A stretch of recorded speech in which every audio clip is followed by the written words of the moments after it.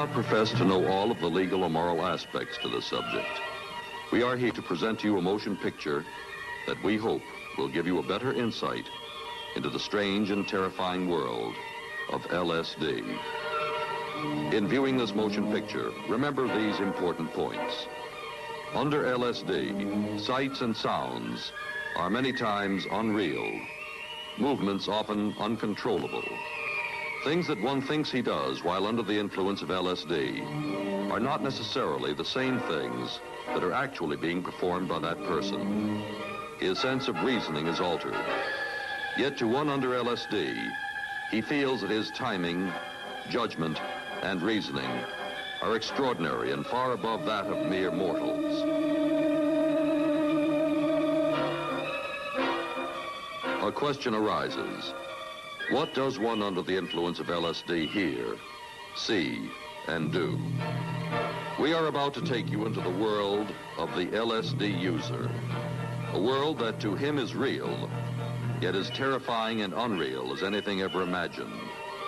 We call his trip of terror to fly a giant bird.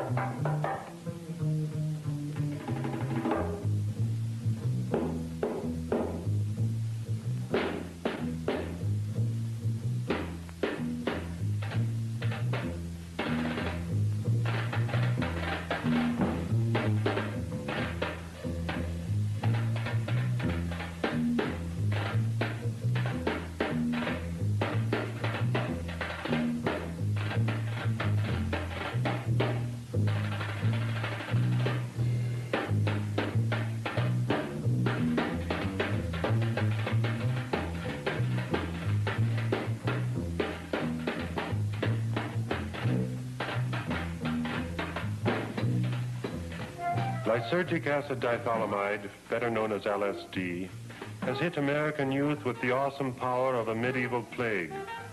powerful drug, stronger than marijuana. 1 ounce of this tasteless, odorless drug can dissociate and derange every man, woman, and child in a city of 300,000.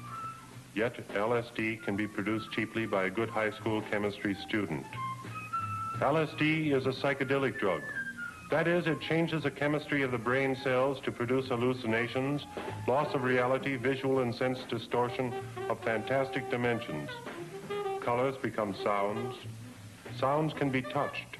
Space becomes fluid, ideas become physical, and an hour becomes eternity.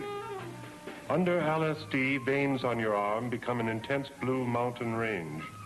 One's eye can be seen to grow until it fills a room, and the walls close in on it until it is squashed, sending a symphony of colors into a sea of sounds. Before long, the user reaches a transcendent state. He is ecstatic.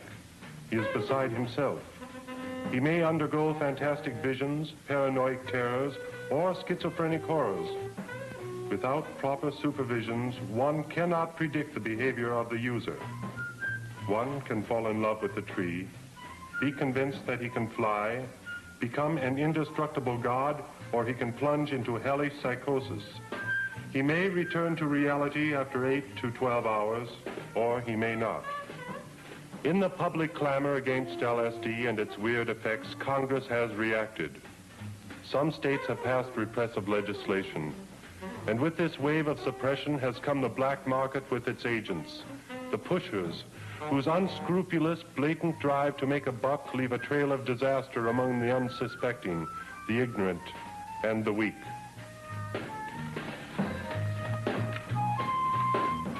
Secretaries who come to the big city do not find life exactly as they had imagined it. Instead, they discover that the big city is long on promises and short on performance. Her days are long, the work often mechanical, the pace frantic. Mary Libby left a small town in Maine to come to the city. Bored, adrift, unable to relate to the mass of humanity in the city, she feels rejected and abandoned.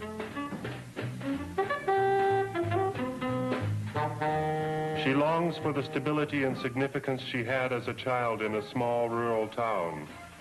Perhaps she will find it in LSD.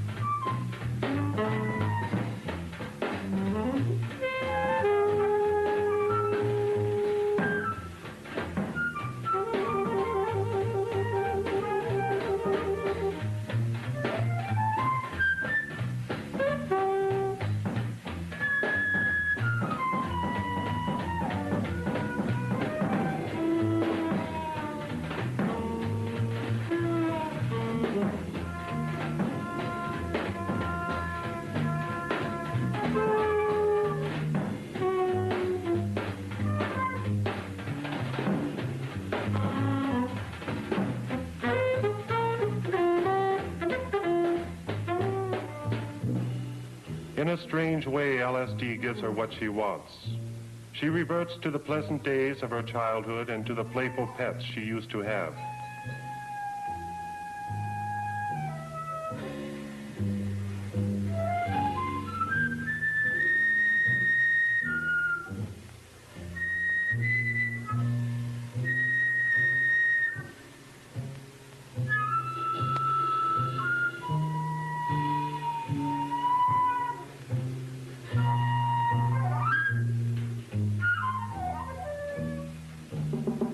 In fact, she passes the line of real and unreal and believes herself to be a cat, as she rejects the human world that had treated her with such cruel indifference.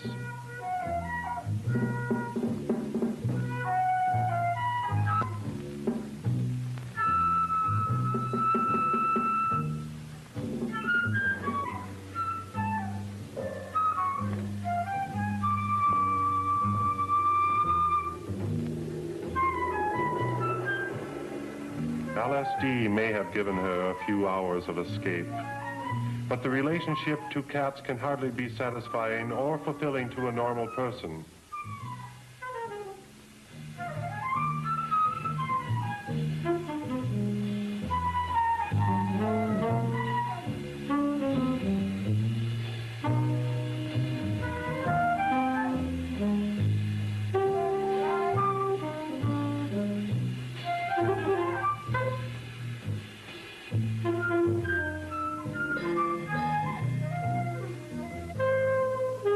dream, and in dreams we enter a fantasy world. With LSD, we can consciously order and instantly enter such a fantasy world. Elizabeth Bentley lives in the euphoric world of her dreams, but she demands more.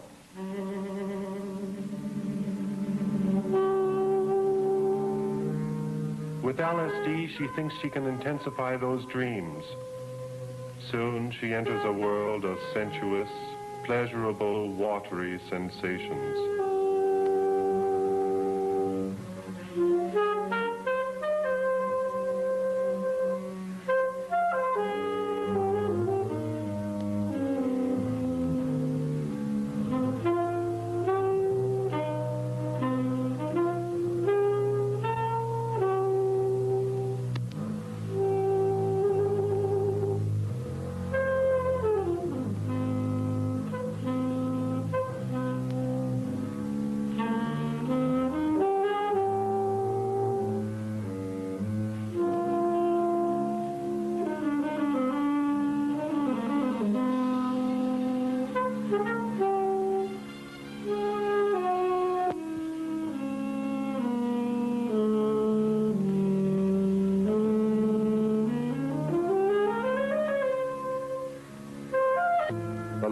Between the real and the unreal dissolves. She is launched on a trip that to us appears unreal, but to her becomes a pilgrimage of her deepest yearnings. It is a search for an elusive ideal which had always been close to the surface of her rational moments.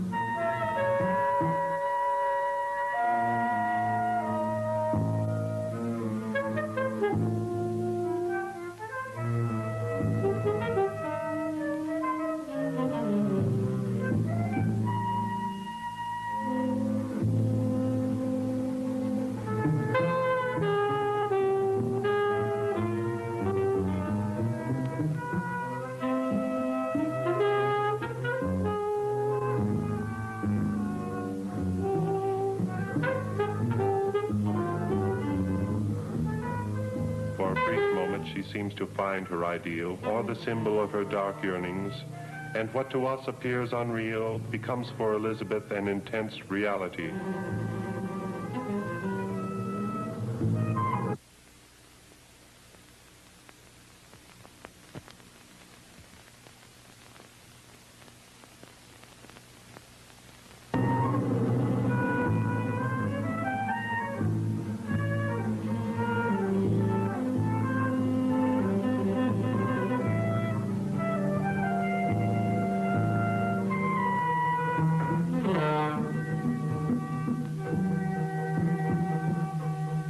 But sooner or later, she must return to the world of normality.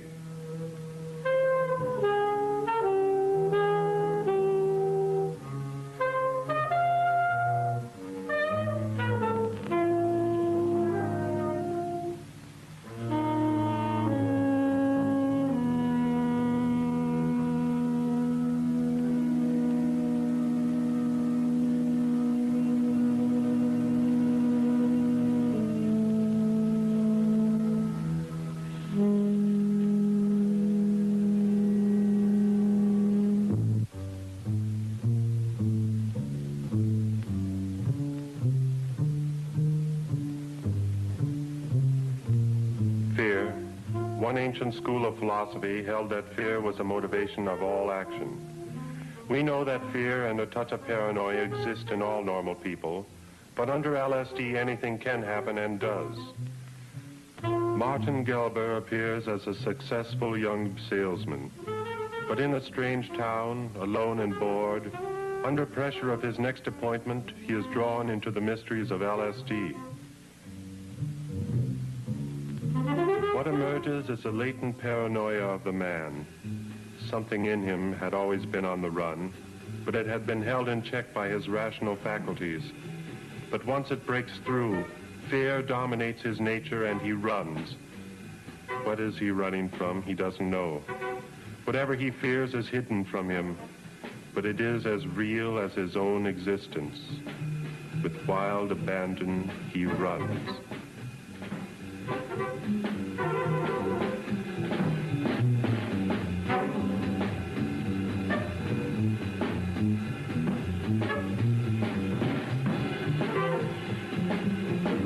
But he finds he cannot escape his pursuer. No man can outrun his fears no more than he can outrun his legs. The end is failure.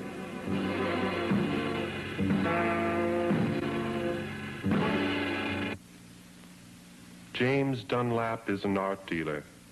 He works long hours in a world of abrasive competition.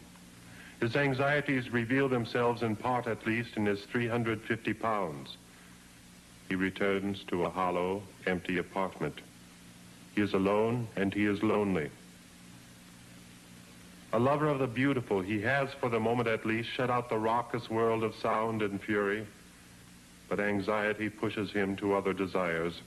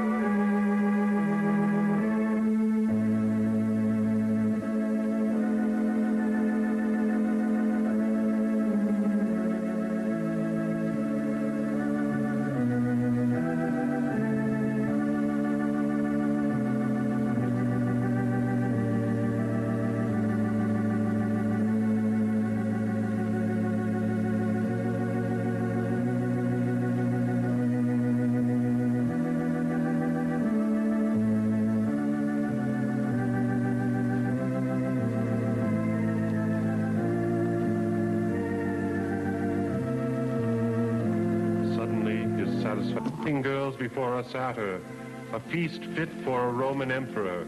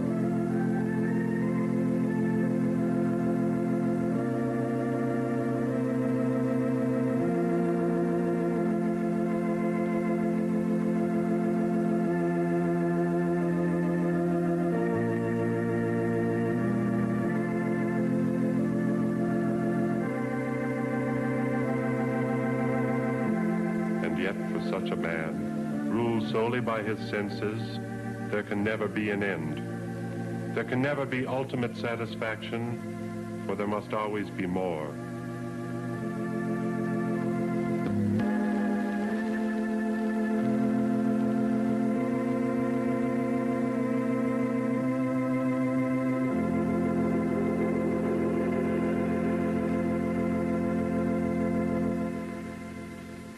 And with LSD, the satisfaction is short-lived.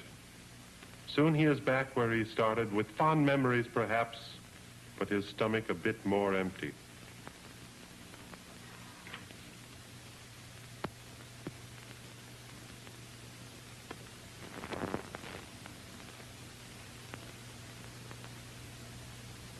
Margie Dowling and Geraldine Warren were extremely good friends and close comrades.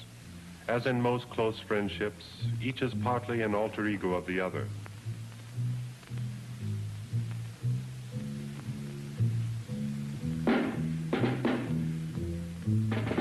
Under the impact of LSD, these alter egos can become antagonistic. What could have remained an inner struggle now erupts into external action, as each sees in the other some personification of herself. Like Jacob's struggle with the angel, the struggle is essentially an internal one. But here, under LSD, it has disastrous consequences.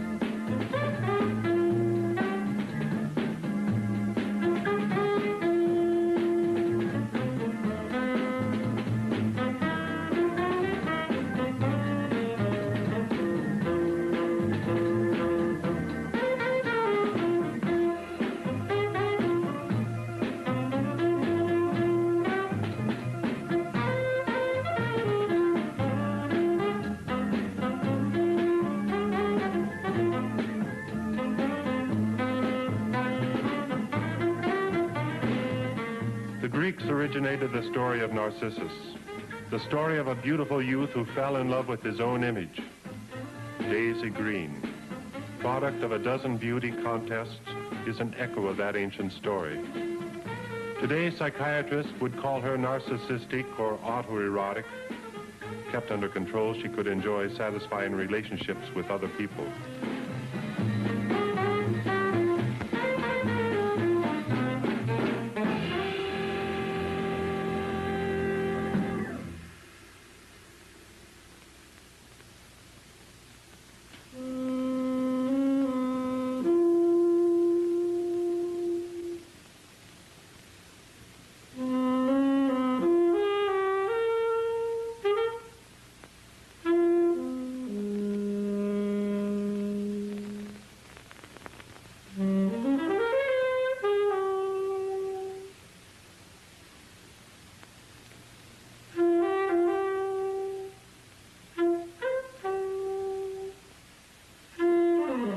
But under LSD, it becomes a different matter. In keeping with LSD's reputation for releasing dominant tendencies in a person's psyche, Daisy Green tries to share her self-love with the world.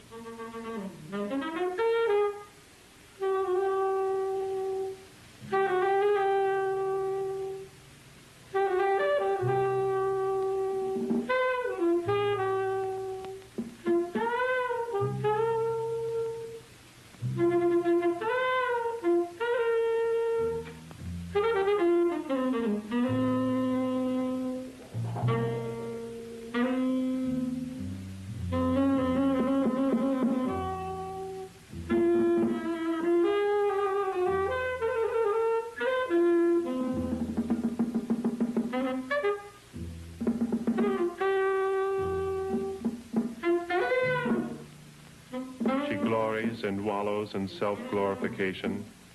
She becomes in her eyes a goddess of love, but the love is of herself. She becomes in reality a writhing exhibitionist to the dismay and bewilderment of her fiancé.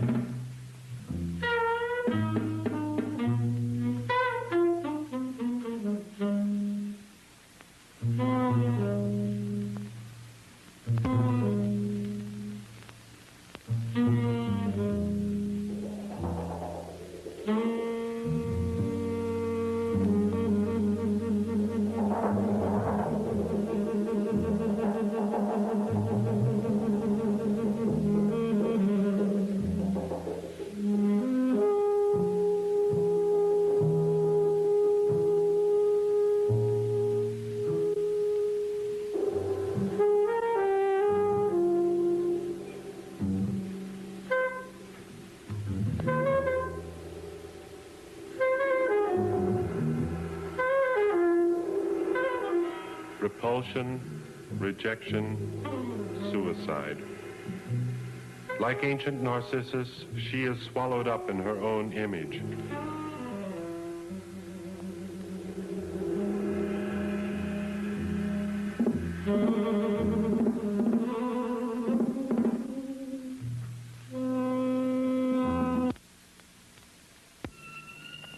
You have now seen a Narcissus complex at work, but only in a very mild stage. Here we see a man admiring himself in the mirror. The more he gazes, the more beauty he finds in himself and the mirror. He is in love with his own masculinity. The mirror reflects exactly what he wants to see.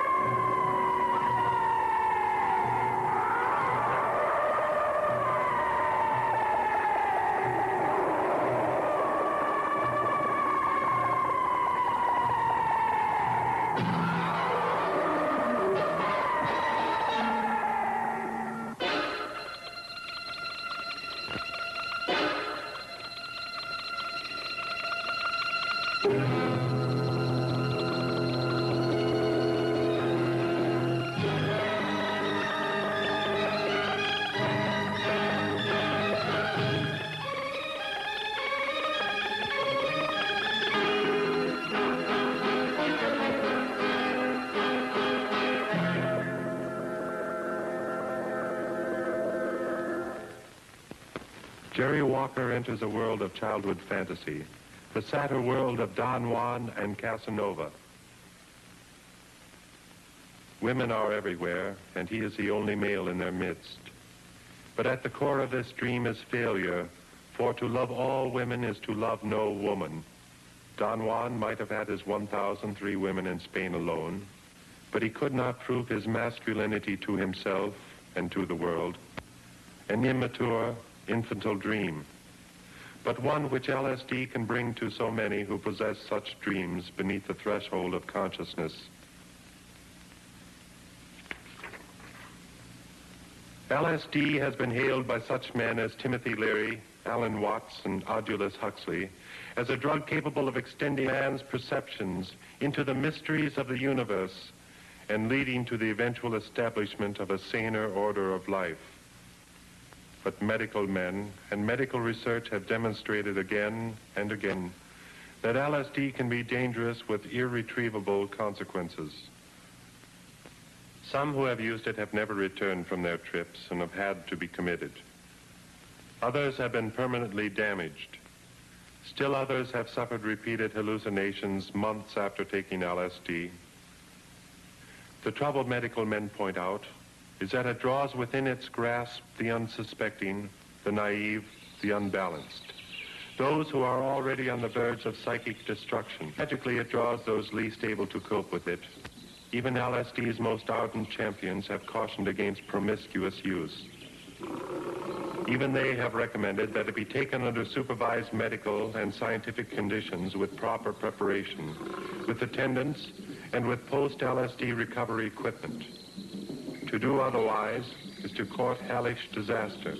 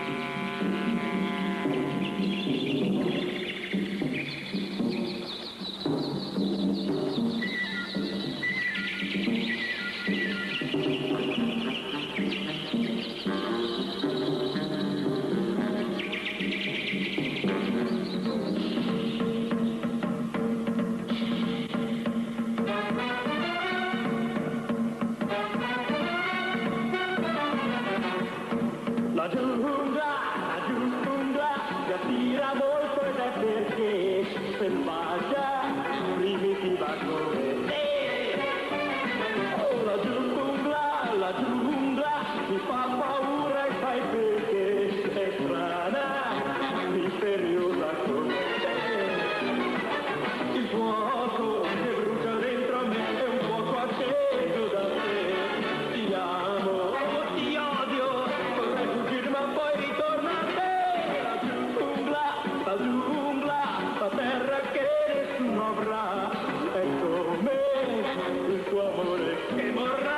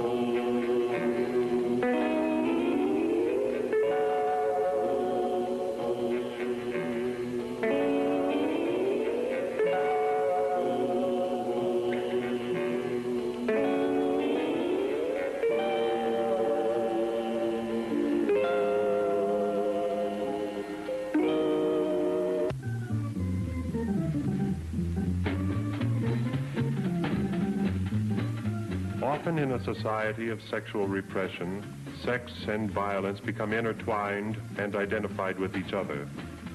Violence, whether in war, professional football, boxing, or in any form of sadism, becomes substitutes for sex. The vision in George Putnam, under the influence of LSD, is therefore not difficult to understand. It is a world of intoxicating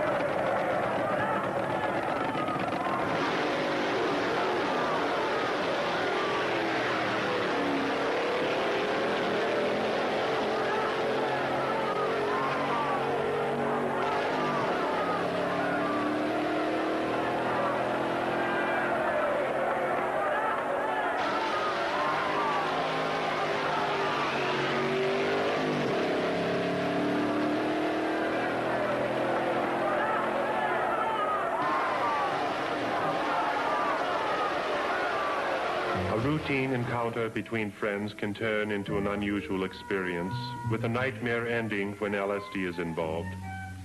Easily manufactured and easily obtainable in certain...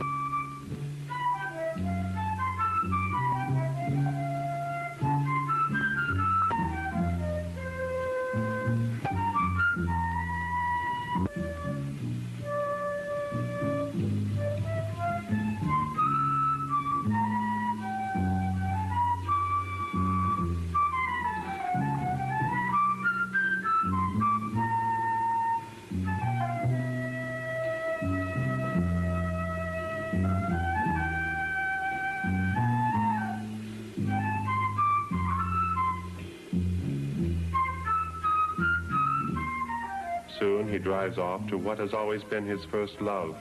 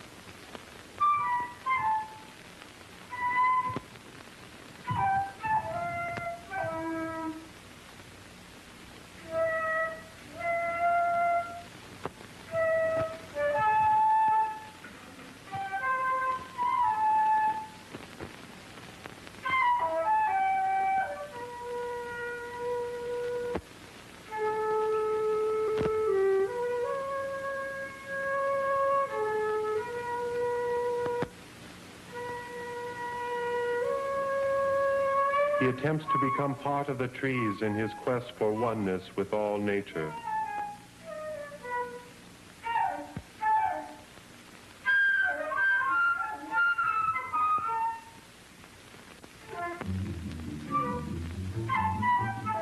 He runs with childhood abandon through the forest of his innocent youth as LSD plus nature create a powerful impact.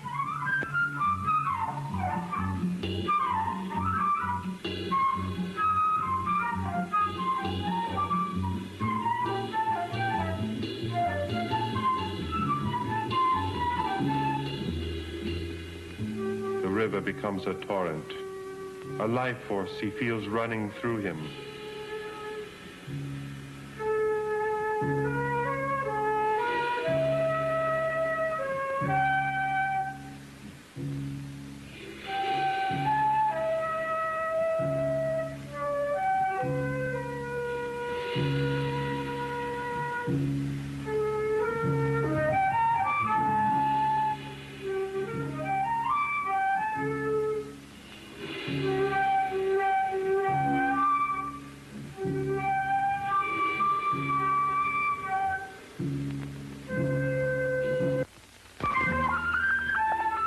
Feels bird-like himself.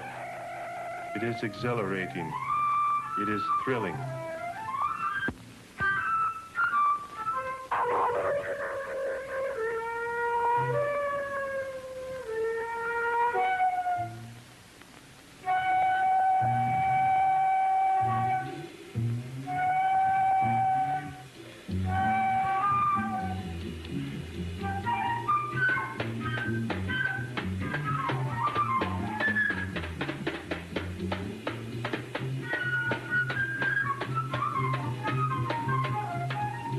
But under LSD, he loses his identity, becomes one with Mother Earth and allows it to devour him.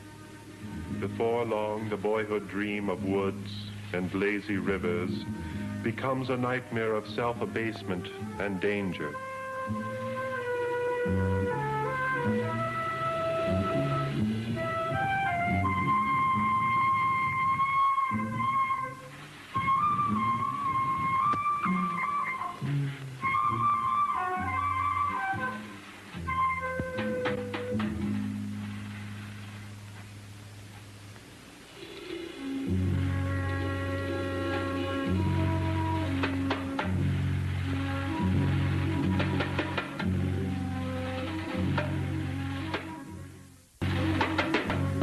Different people react in different ways to LSD, and although experts have said that sexual activity is subdued by LSD, others have claimed intensification of satisfaction.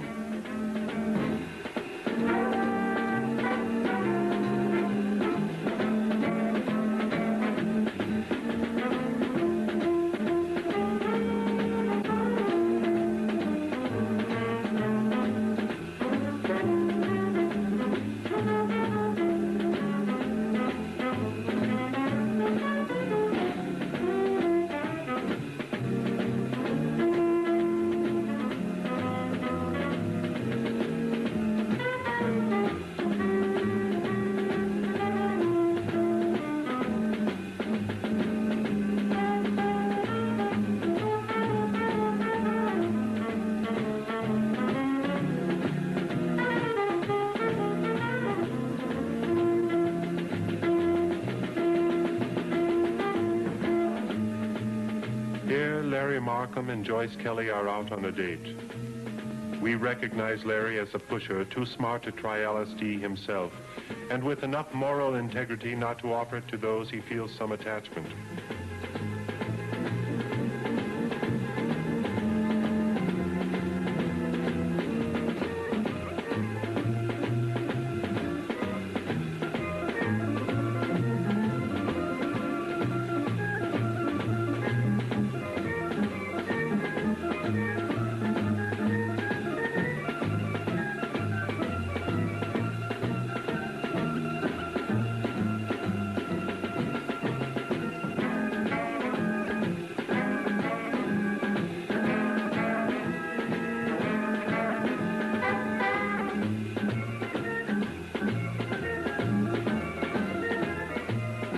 Joyce Kelly's curiosity and desire for experiment are uncontrollable. Spurned in her efforts with Larry, she turns to an old friend she dated before meeting Larry.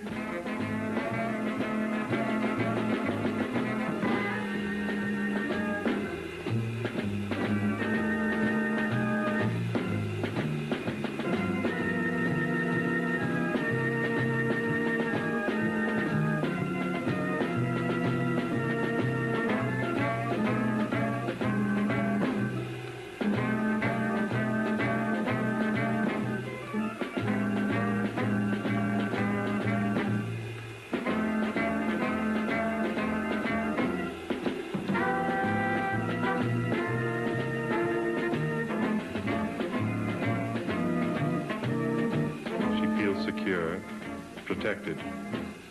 A feeling of well-being embraces her. Soon, an intense urge becomes a compulsion.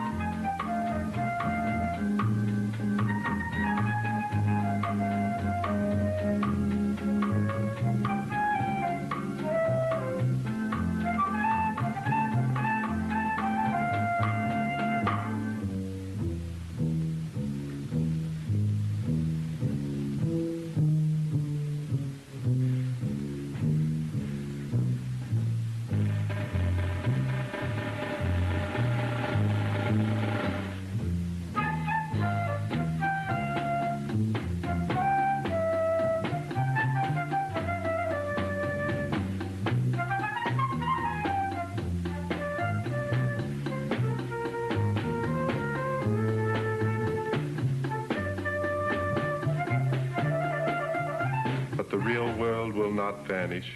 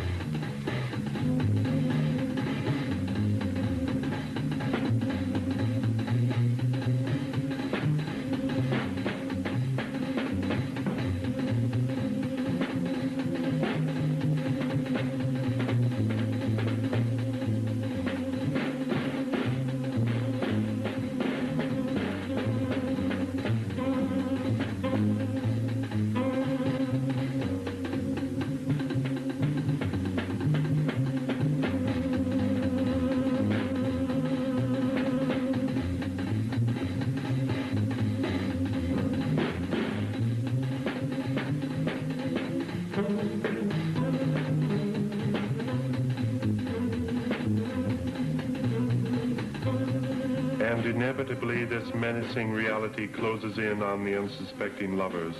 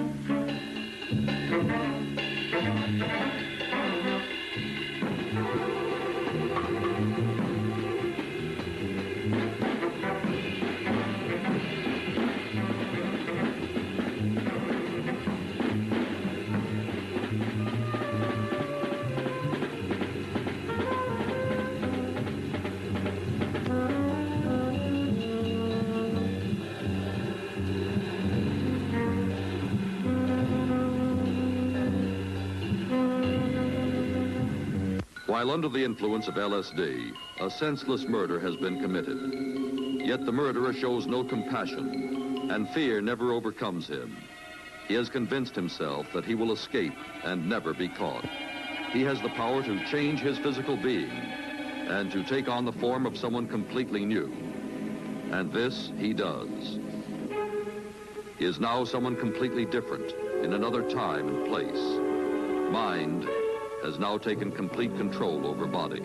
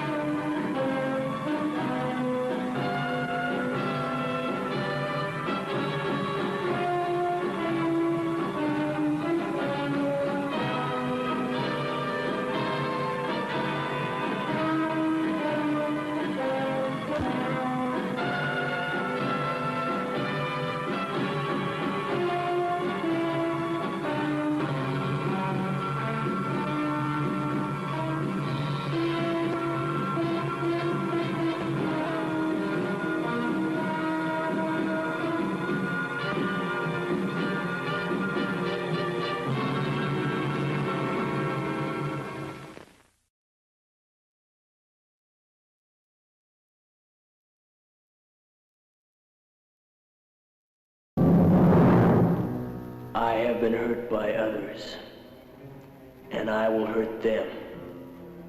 I will make them suffer like I have suffered. The words of a sadist, one of the most disruptive elements in human society. To have complete mastery over another, to make him a helpless object, to humiliate him, to enslave, to inflict moral insanity on the innocent. That is his objective, his twisted pleasure.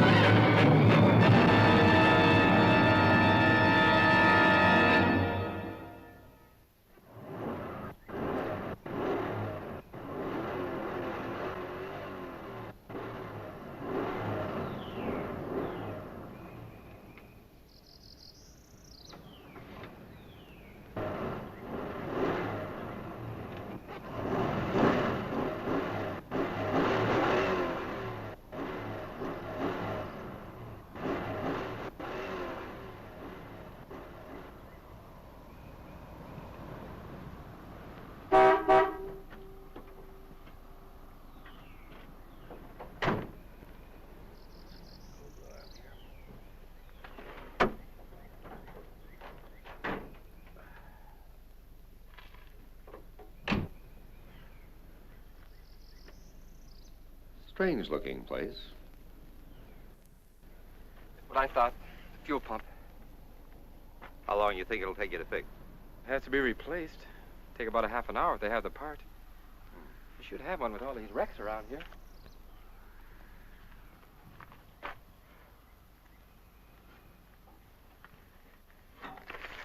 This back highway's good for time, but have car trouble and you got problems.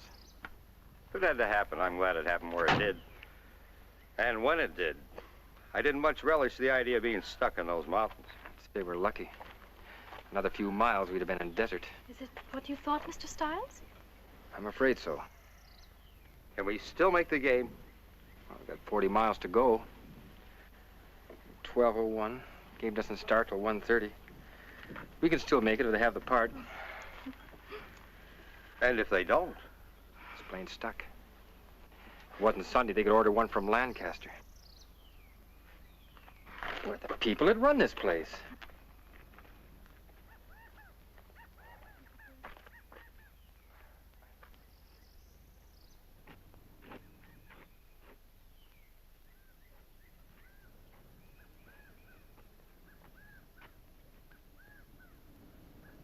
Hello?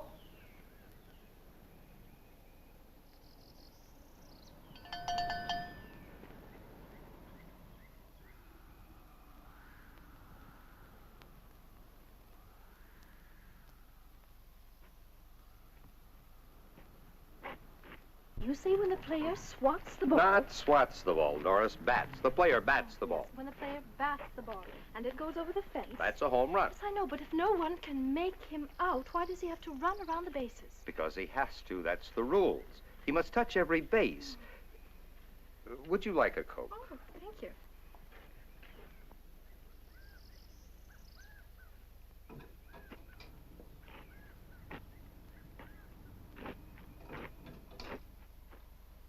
Somebody could run off with the whole place, and the owner would never know it. Coke, Ed? Sure, thanks. From the looks of things, nothing around here worth taking. It's a wonder they get any business at all. Everything is so dirty and greasy. All work isn't white-collar work, Miss Page.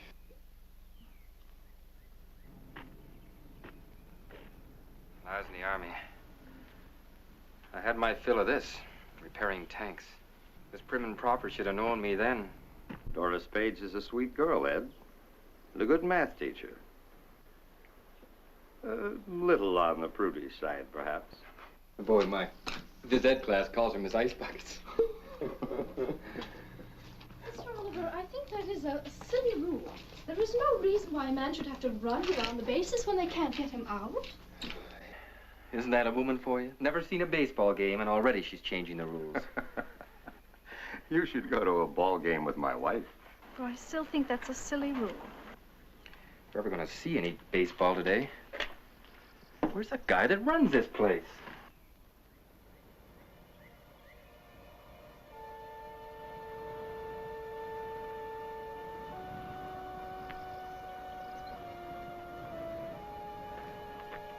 Hey, what about some service? Hello?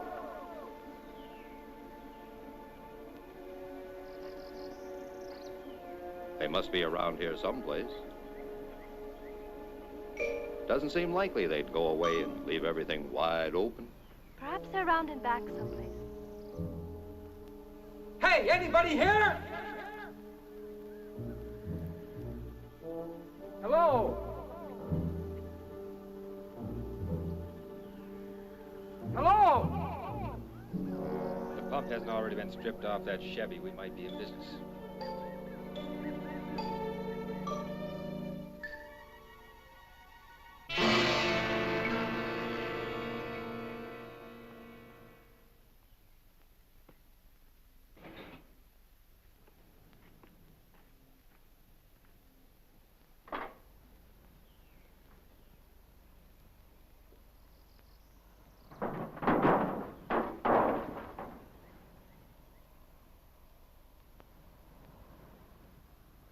We got ourselves a fuel pump if it's any good. Will that work on our car? Take a few adjustments, but you get us to L.A. I'll borrow a few wrenches and we'll soon be out of here. Mr. Stiles has many talents. A fine young man. Be a lucky woman that hooks him. Why, Mr. Oliver, I do believe you're playing Cupid again. You're only young once, Miss Page.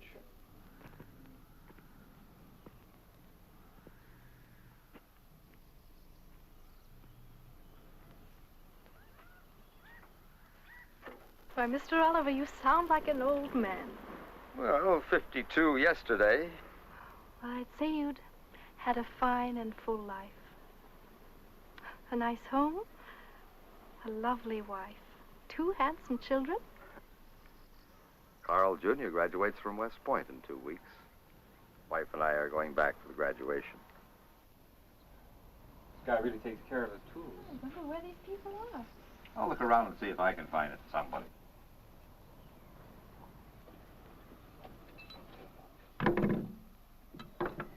I don't want to shock you, Miss Page, but I'd rather not get my shirt dirty. Oh, really, Mr. Stiles, I'm not that stuffy. I don't know. Taught at the same school for over a year, and it's still Miss Page and Mr. Stiles. I do think Ed and Doris would sound a lot better. From now on, it shall be Ed and Doris.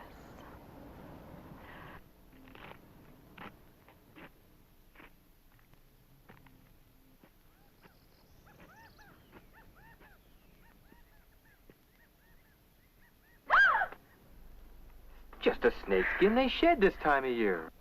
I can't stand snakes. Most people can't. Part of the country's loaded with them.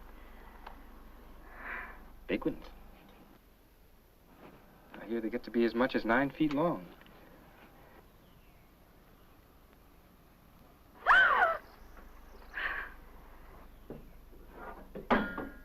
Well, I was certainly wrong, wasn't I?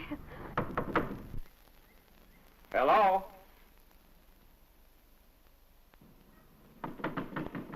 Hello? Anybody here?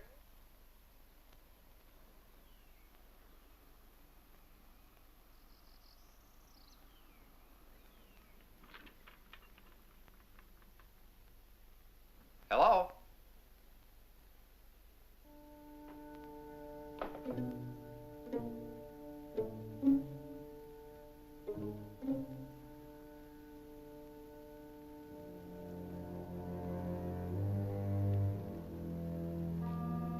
Hello?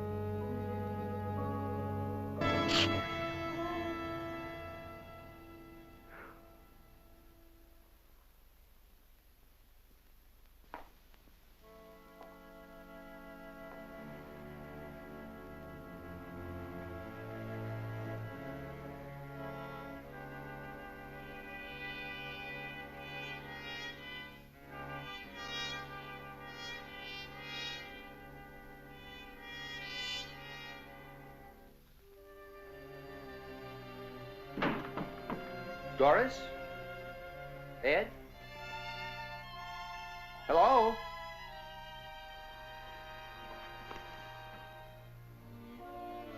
Hello?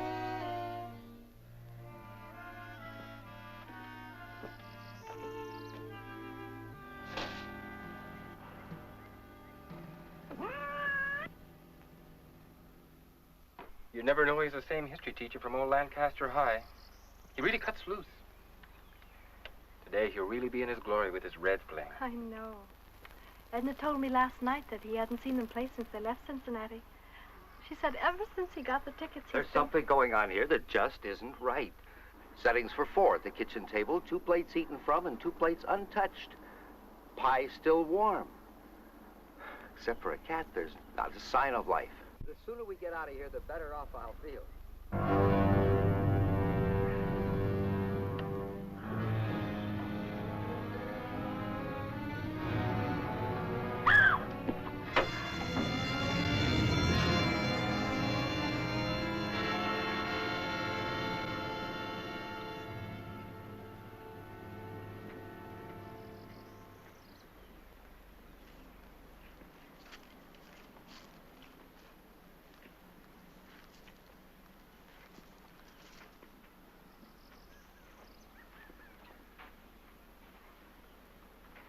Just keep working, mister.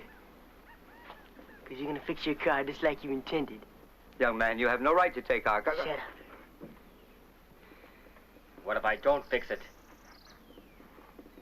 You'll fix it all right, mister. You better not take too long, either. Supposing I get it fixed, what happens then? Me and my girl go away. Won't bother you.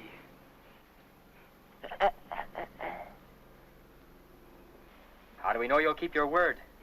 Looks like you're just gonna have to take it. Ain't you, mister?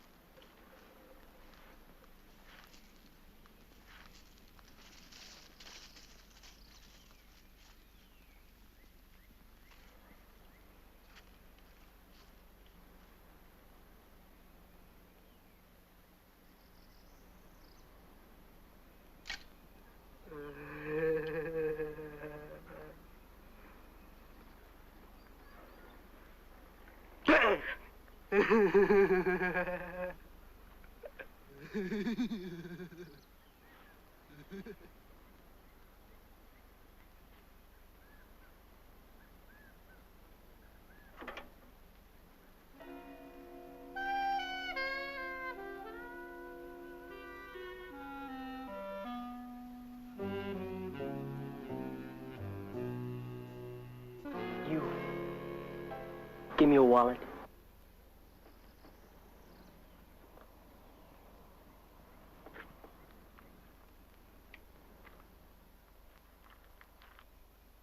There's not much, but you're welcome to it. Well, we're only school teachers, young man. You hear that, Judy? We're only school teachers. We don't like school teachers. Do we, Judy?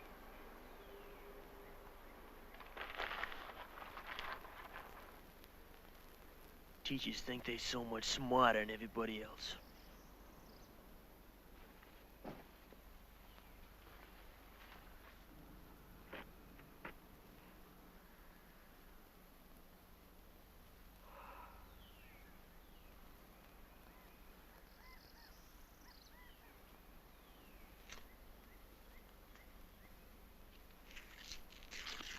You have our money.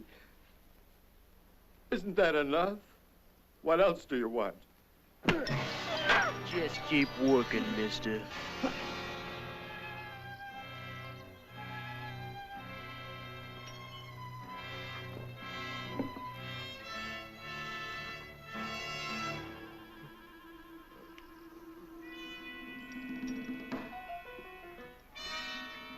Teachers used to call Judy dumb.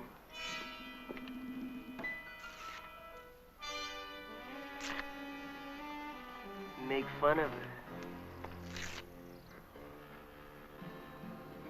Send her home from school crying.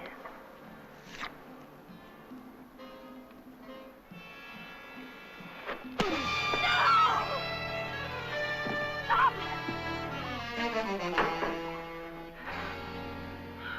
You're a pretty good sized boy. I wonder how tough you'd be without that gun. Ooh, you're one of them real big talkers, ain't you, mister? All right, big talker. Hand over your wallet.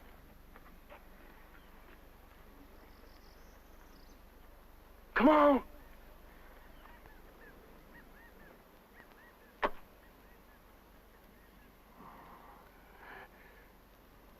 Pick it up. You pick it up. You a real big man in front of your lady friend. But I'm gonna show her just how big you really are.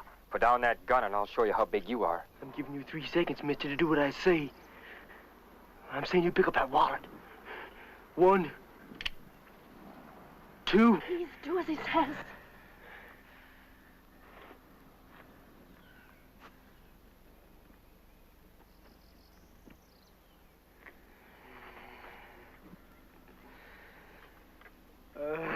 You put it on the fender. Or do you want the gun, huh? You want the gun? on the fender.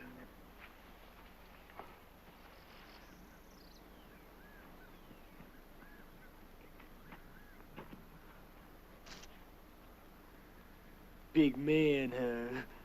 I guess you got showed how big you really was. Start working.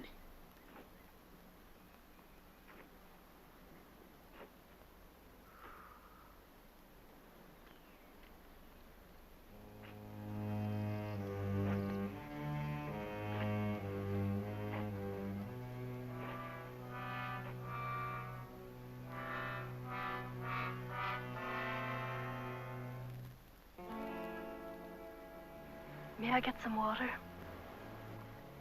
This poor man is being blinded by his own blood.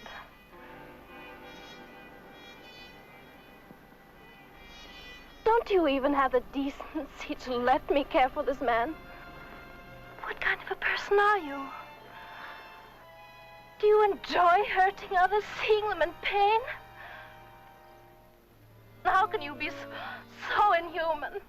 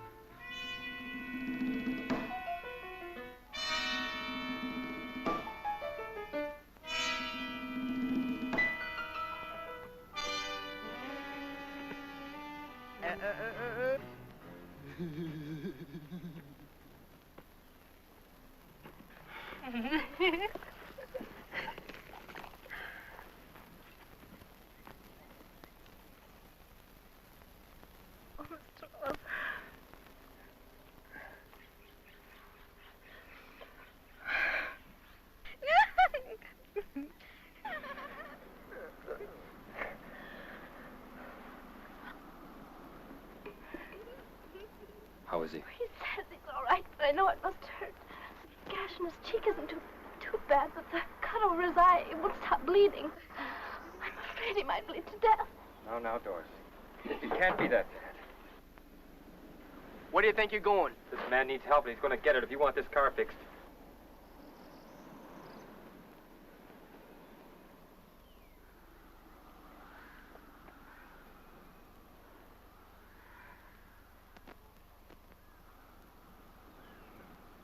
He's going to be all right, Doris.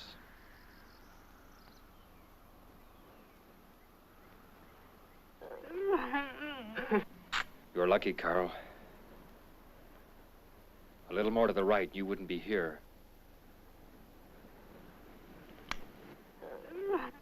If we can get you some water and in the shade, we can stop the bleeding. What about letting this man get in the shade? How can you be so cruel? You get back in that car, he won't be needing nothing.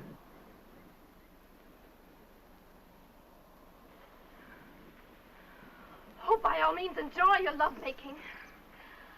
But the least you can do is allow a suffering man a little water. Carrying on like that when you're no more than an animal.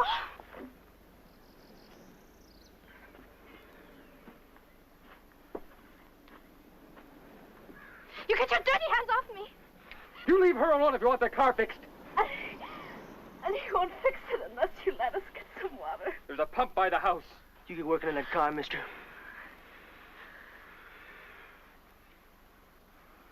And you. Go ahead.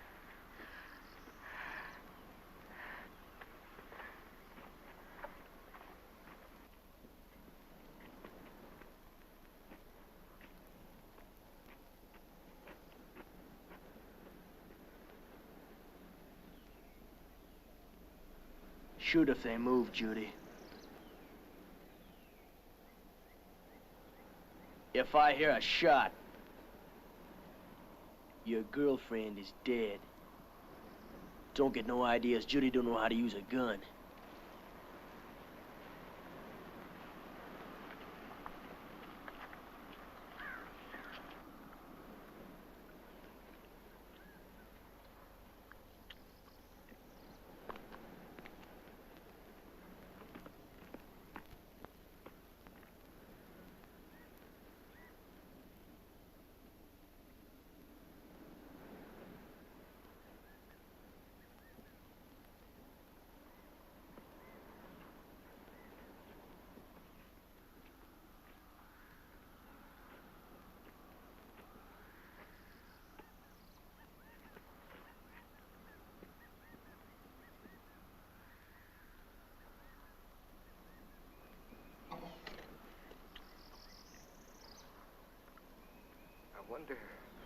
I wonder why he changed his mind.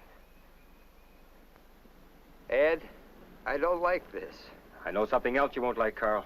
Remember reading last week about those brutal killings in Arizona?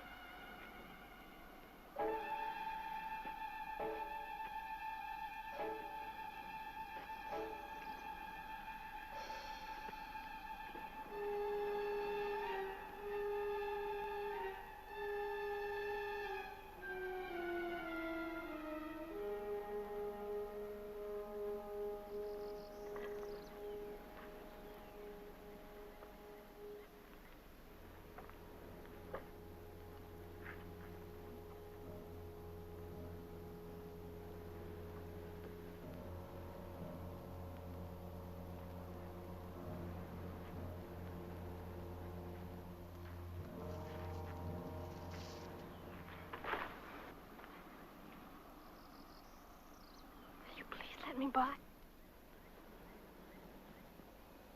Why are you putting us through this torture? You have our money and you're taking our car. Isn't that enough? You keep your dirty hands off me. You think you're so much better than me. You kind of all think that way.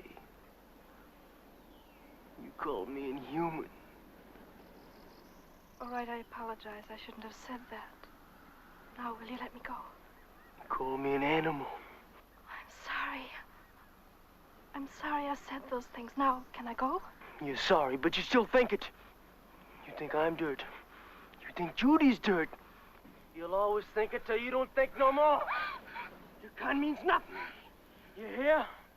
Nothing. Why don't you scream? Maybe the big talker will come and help you. Maybe Miss Goody Good still thinks she's so much better than me. How does it feel to be touched by dirt? Huh? Goody Good don't like it. Taste it! Taste it! Eat the dirt. Taste it! Goody Good don't think she's so much now, does she?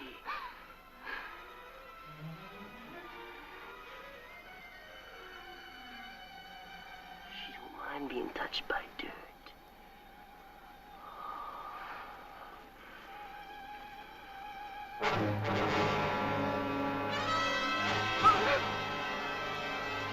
Get moving.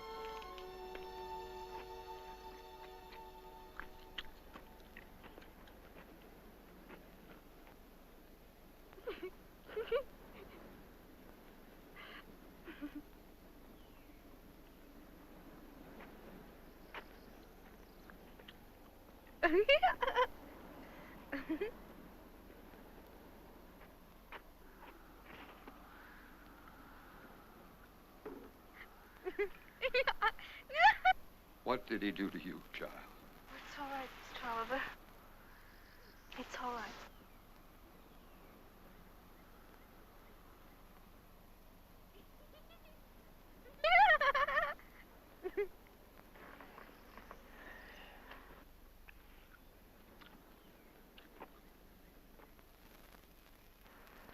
Get back to work. You want that car fixed, you can do it yourself. Starting to be the big man again, huh? You're the big man, Tibbs. That's the name, isn't it? Charlie Tibbs? The big man who killed 7 people, made them get on their knees and shot them in the head? Paper calls you a thrill killer. It must be a real thrill to wipe out a family of 5. How many thrills have you had since you left Arizona? What about the people here? Did you kill them too? How long do you think you can keep getting away with this, son? The law's bound to catch up with you sooner or later. And the law has ways of handling murderers. Please don't antagonize him anymore. What's going to happen to you? If anybody opens their mouth again, I'll blow their brains out. Now listen, big man, you get back to fixing that car, you're gonna be a big dead man fast.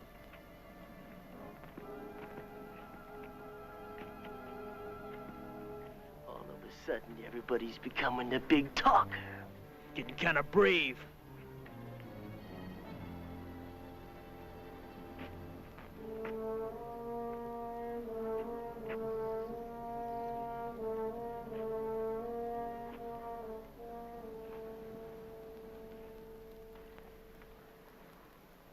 Nobody wants to talk no more, Judy.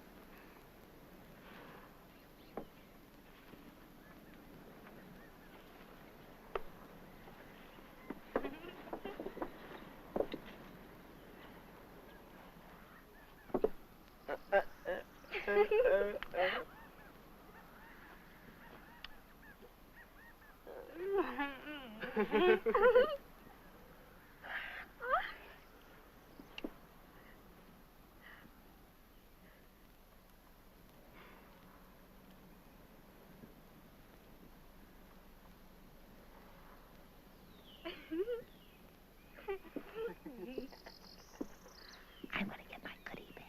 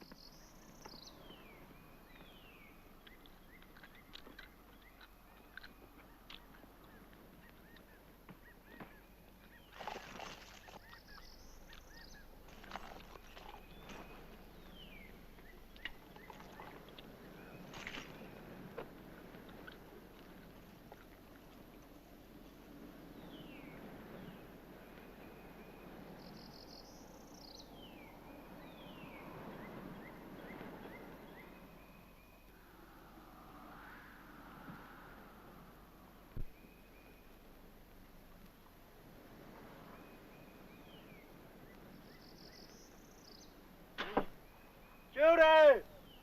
Give me a soda!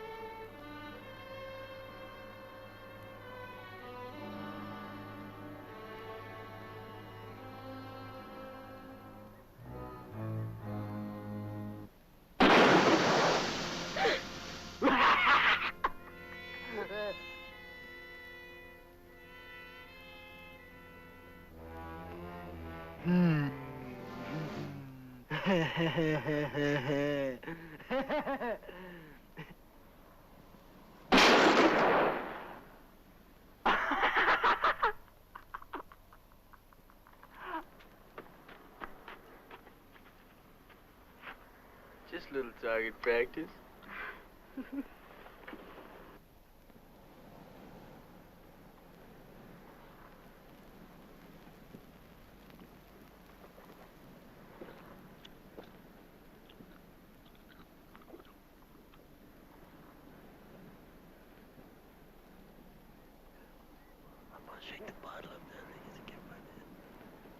Oliver, they're going to do something terrible. I just know it.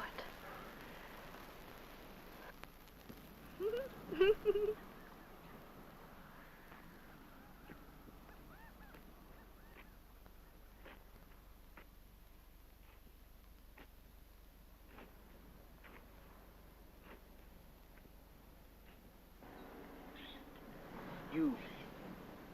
Get up.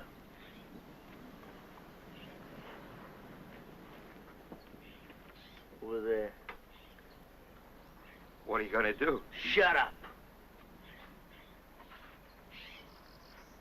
Move! That's far enough. Down on your knees. On your knees. Seeing as how you like to talk, go ahead and talk. Talk all you want. As soon as I finish this, you're gonna be through talking. School'll be out for you, teacher.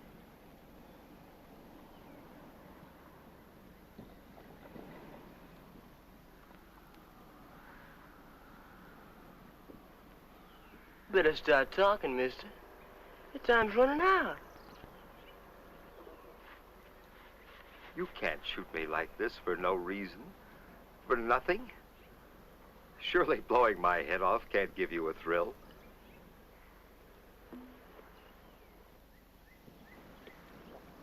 Is it money you need? I have close to $2,300 in the bank. Tomorrow you can call my wife. She'll give it to you, all of it. You and your girlfriend can have a lot of fun on $2,300. He sure is talking a lot different than he did a while ago. Ain't he, Judy? You have a father, don't you? Would you want someone doing this to him? Think of your own father in my place. Or yours. Save your breath on her, mister. I'm the only thing in the world she has. Her old man's dead, and her old lady's a drunk. Young lady, can't you realize this is wrong? You love him, don't you? You know what it is to be around someone you love and who loves you? I have loved ones, too. A daughter a little older than you, and a son about his age.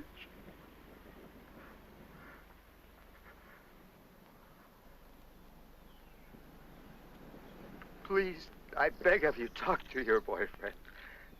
Tell him this is wrong. Tell him, please. My God, child, haven't you any feelings at all?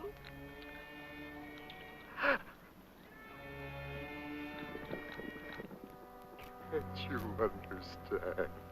Look at him squirm, Judy. They all alike, ain't they? Yellow when they go.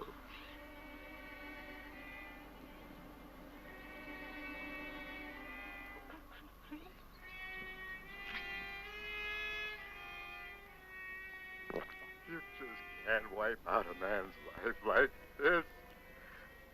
Not like this. You just can't stand here and watch. Ed, you can't let him do this.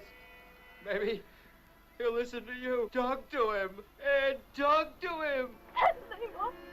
Do something, somebody. Do something. Tell him you won't fix the car. Don't let him do it. If you want the car fixed, maybe the big man wants to take your place. If he says one more word, he will. What about it, big man? You feel like talking? Maybe Miss Goodgood wants to take his place. I guess nobody wants to take your place, mister.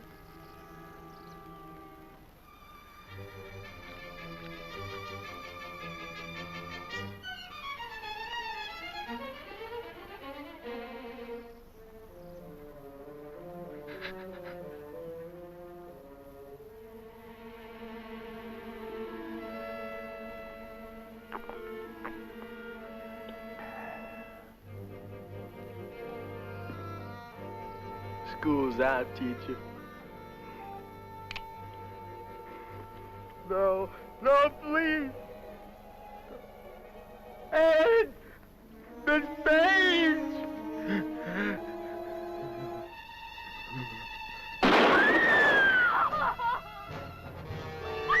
You monster! You monster! Doris! Dirt! Shut up! Shut up yourself! Doris, take control of yourself! No, you coward! Doris! Don't touch me! Doris, you're gonna get us both shot! I don't care. Why did you go ahead and shoot? Go on, shoot! Go on, shoot! I don't care!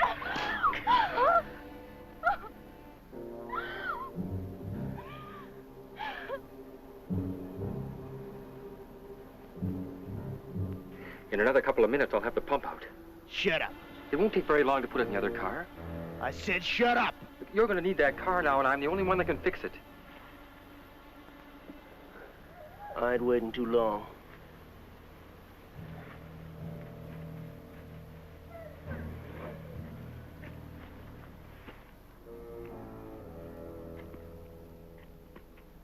Judy, go get me a soda.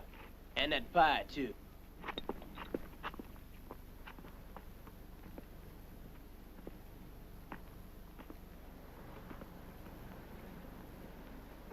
Poor Edna. How will anybody be able to tell his son's graduation? Doris, believe me, I feel as badly as you. He's dead. Nothing can bring him back. We're alive. We've got to think of ourselves now.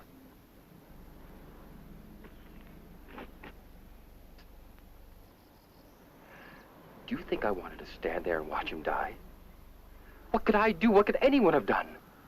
You can't reason with that kid. He wants blood, Doris, and nobody's going to talk him out of it. Don't you understand what we're dealing with? He's a psycho, Doris.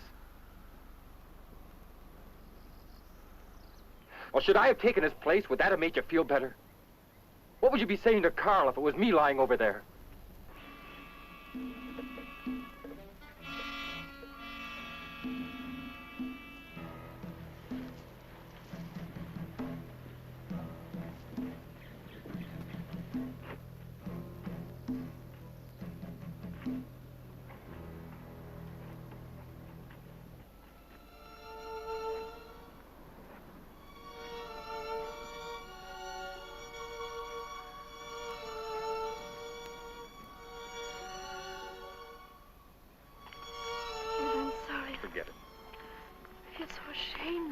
Acting the way I did, there was nothing we could do.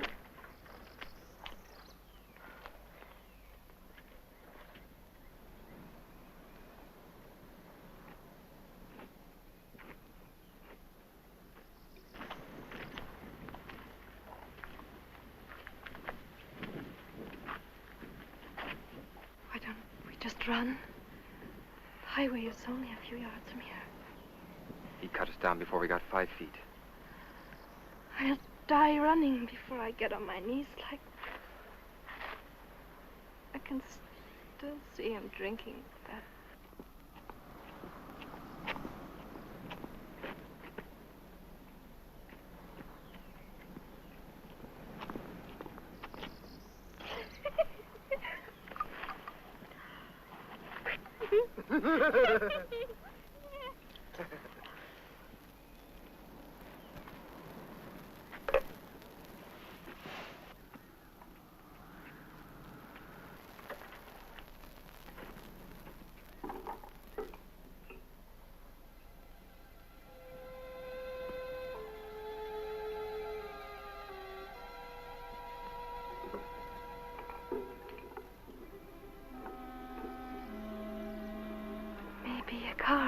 Come by and stop.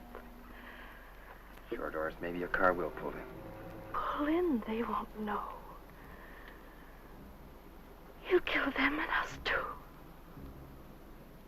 The police. Maybe the police will pass by. They do patrol this highway. They will, Ed. They will. Sure they will.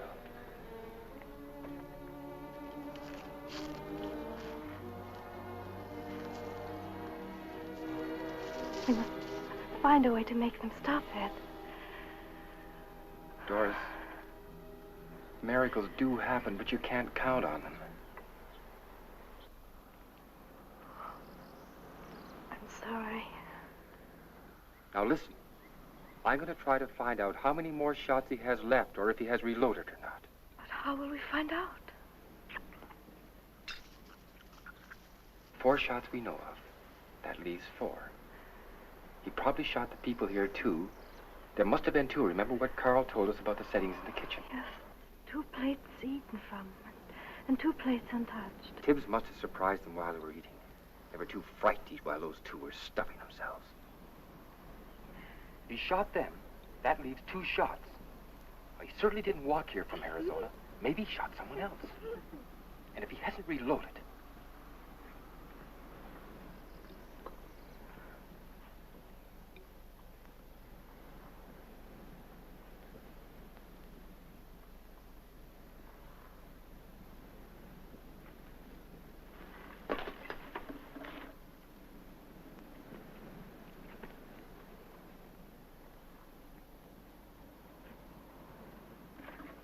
Go ahead and talk, mister.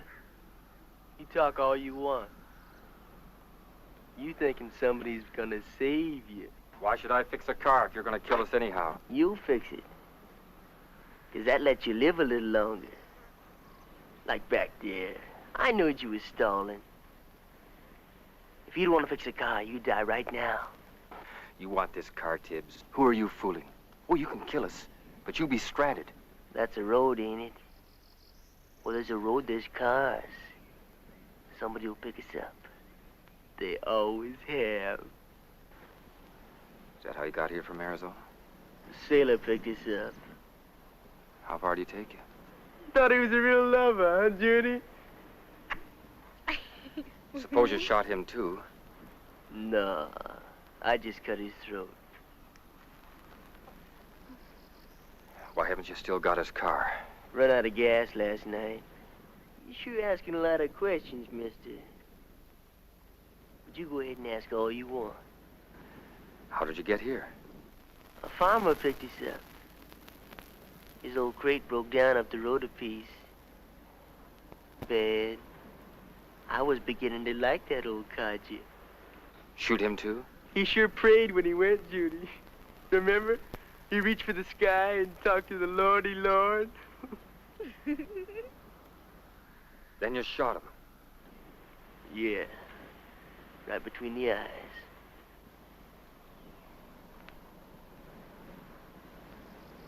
What about the 2 people you shot here? Did they pray, too? You must think I'm dumb, mister. Don't know nothing. You're counting bullets. Count all you want. I can count, too. You know I only fired 7 shots. Only got 1 bullet left. Unless I reloaded. How many bullets do I have left? Come on, come on. You're the big man. Come on. The 1 bullet's gone. Come on, maybe the gun's empty. Come on, mister, I'm giving you a chance. Come on, big man. Come on, mister. Come get the gun. What's the matter? You afraid?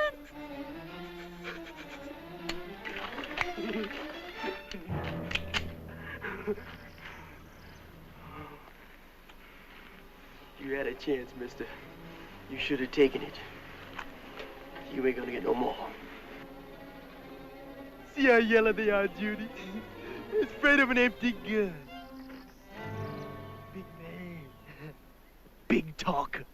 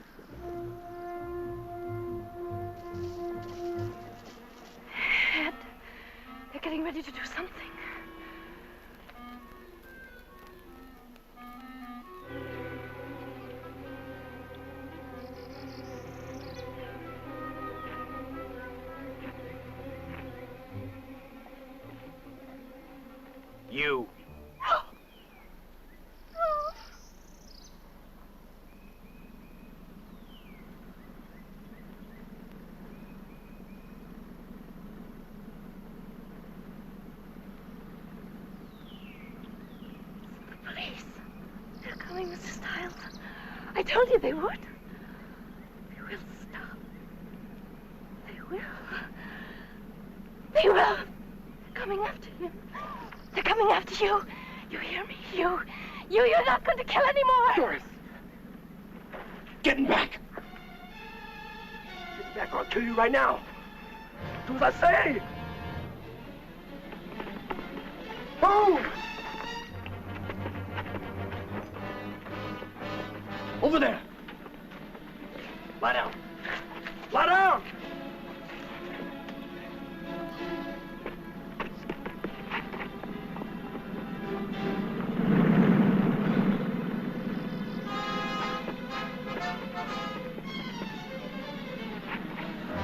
Stop.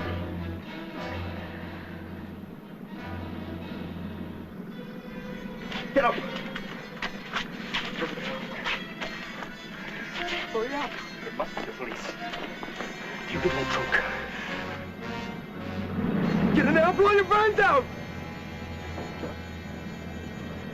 One noise when your lady friend dies. Keep her out of sight. She makes one noise, you slit her throat.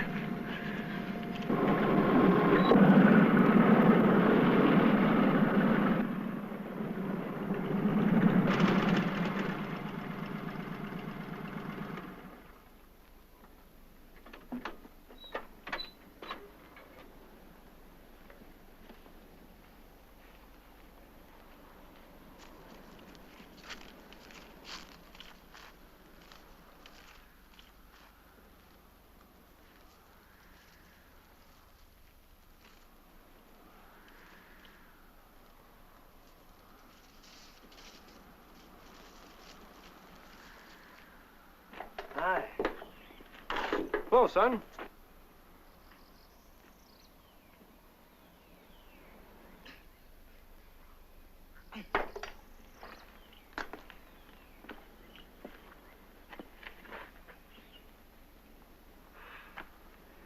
Sure a scorcher. Sure is.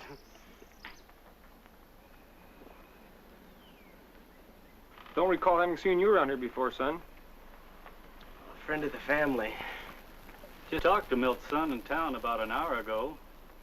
Funny, being the talker he is, didn't mention anything about visitors. He just left before I got in.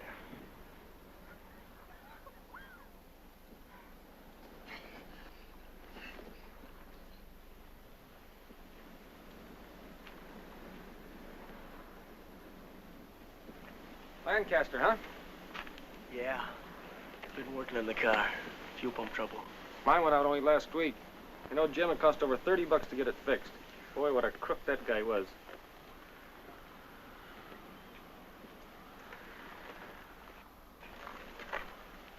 Look, somebody wants a 45 clip.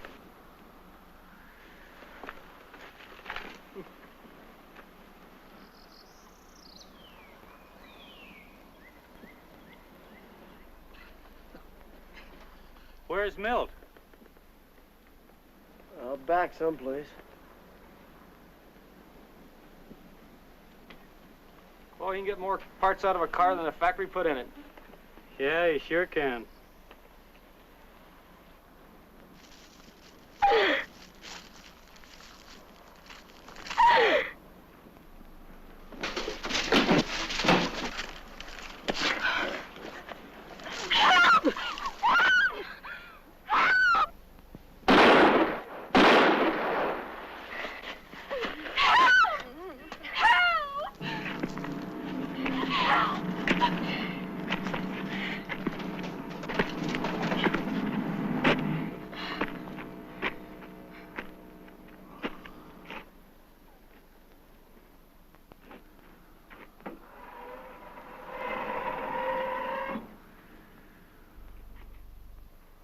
Get out.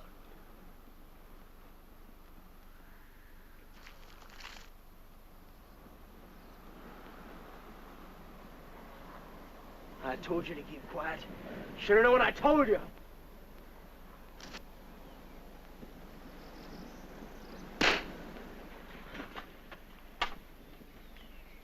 Get moving.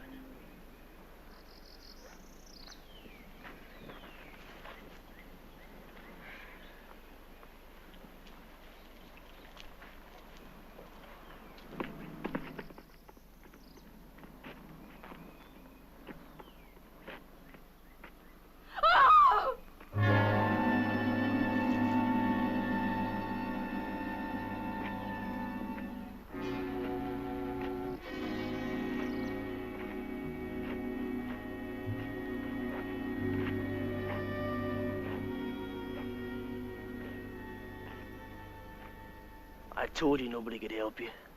You're gonna have every officer in California looking for you. They don't scare me. Nobody scares me.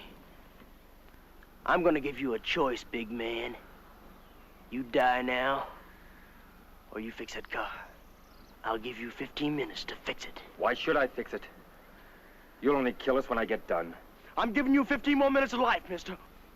If you don't want it, I'll blow your head off right now. There is two. It's 1 o'clock. You got until 1:15. You start working.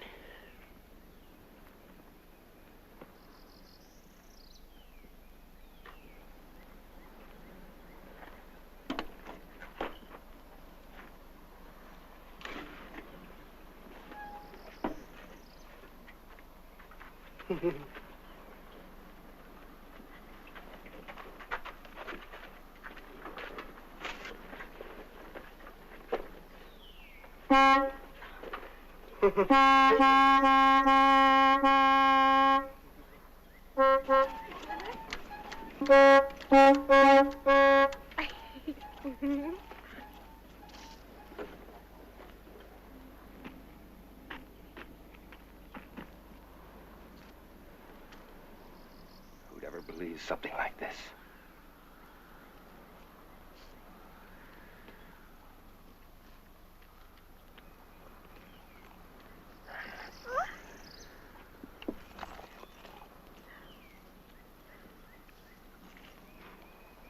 How could he shoot two officers? There were two of them. Two of them. Judy, give me that gun.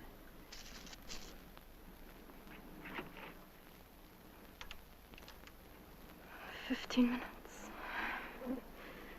What are we going to do?" All units. Be on the alert for two Arizona murder suspects believed to be in California. Possibly driving a green 1958 Ford sedan, license number Mary Nora 46983.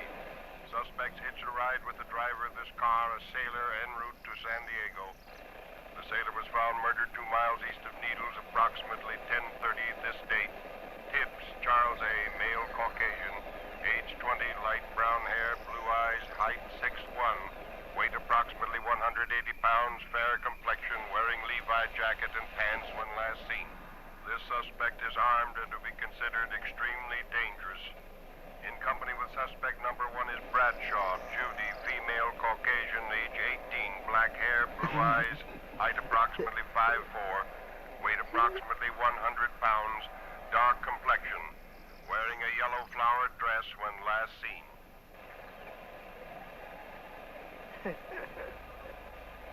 If only that radio call had come 2 minutes earlier. You've got to do something. Looks like we'll have to run for it.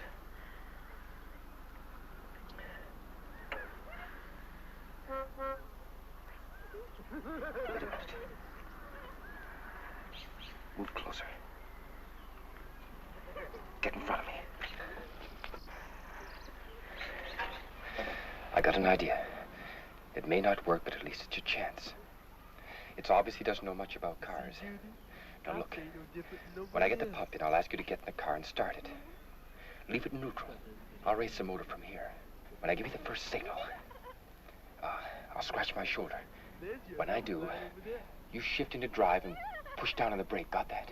Yes.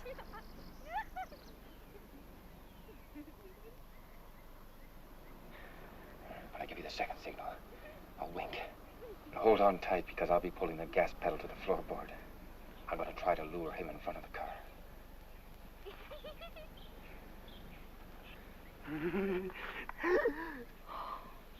Oh, yeah. It's just a chance. We might not hit him, but if we can at least startle him, it may give me the few seconds I need. Let's just pray this doesn't kick out on us. What if it does? Run for it. What if it won't let me get in the car? It's a chance we'll just have to take.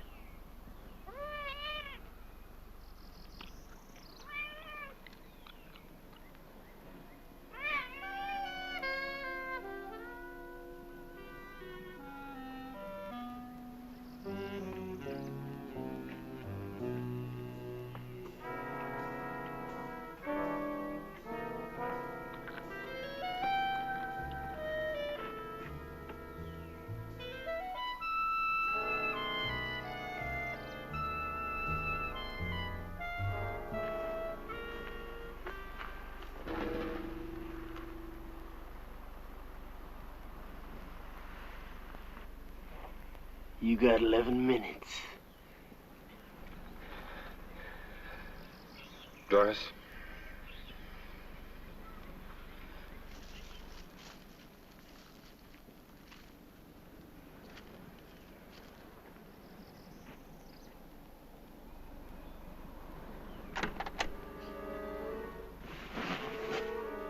Damn it.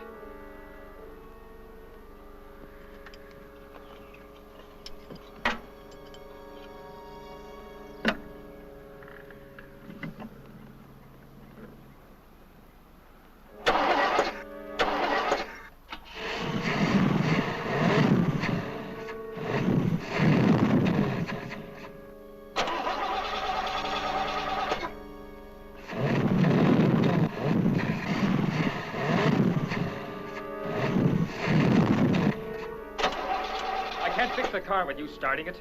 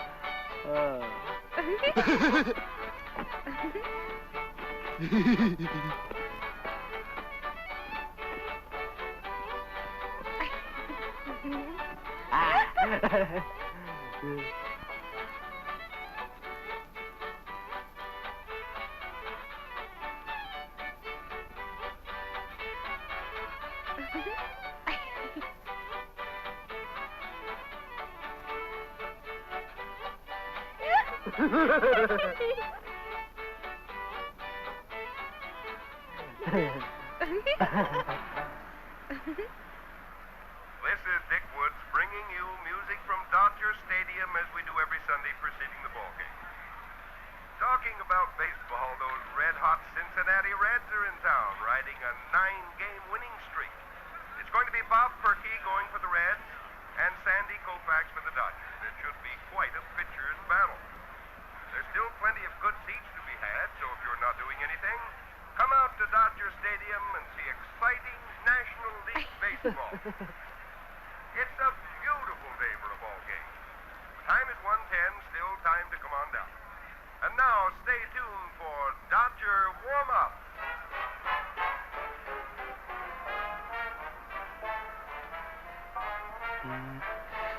If we could just get them away from the car long enough to... Music. All those people. Laughing and yelling. So happy. Whereas I don't want to die. I don't want to die. You're not going to die, Doris.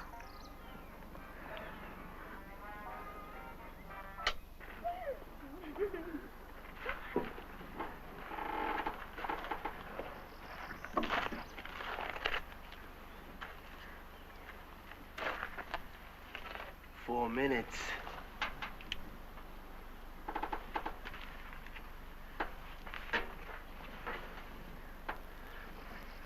Doris, get in the car and start it so I can see if the pump holds pressure. Doris, get in the car and start it. Just a minute. You want the car to run, I want to live those extra few minutes.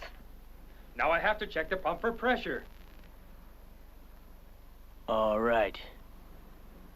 But it better run good.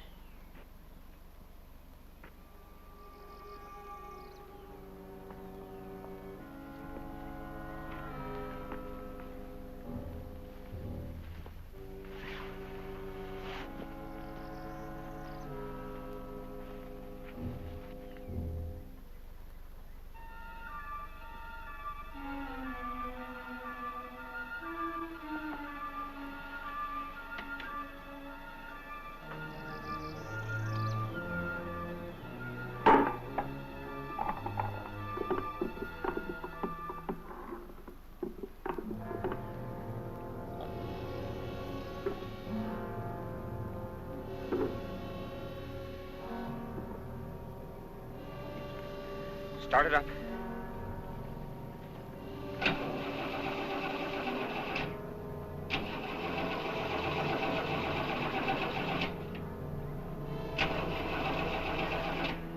You ain't got much more time. 2 minutes. How does it feel when you're about to die? Try it now.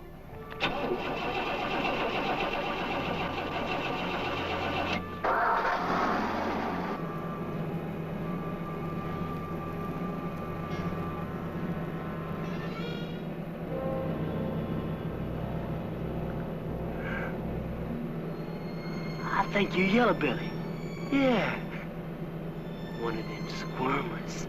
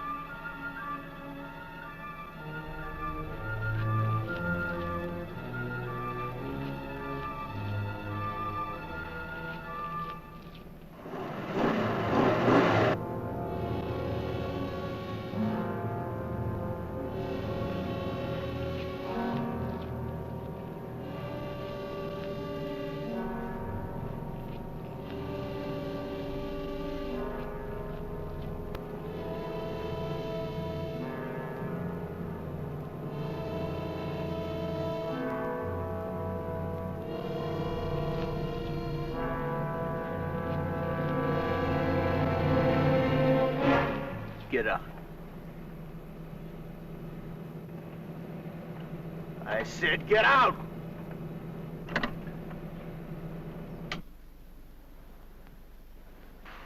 Move.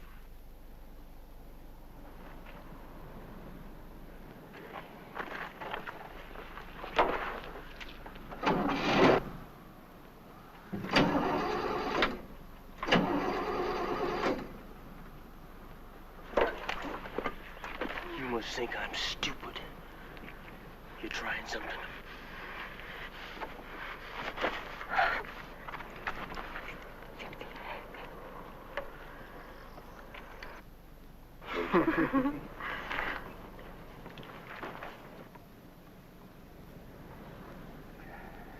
You did something. I did nothing. It was running pretty good a few seconds ago. You must have did something. Look, this pump has been in a wrecked car for who knows how long. Now, sometimes they get clogged and don't hold the pressure. I should take it out and clean it. You ain't got time for that. It's not holding pressure. It needs to be cleaned. You're looking for time, ain't you? It won't take very long. You ain't taking nothing out. You think you're fooling me, don't you? You think I don't know nothing but cars, don't you? That thing right there, that's a carburetor. The car can't run unless there's gas in it. All you gotta do is prime it. Now, I've seen that done, so you prime it. Go on, there's a gas pump over there.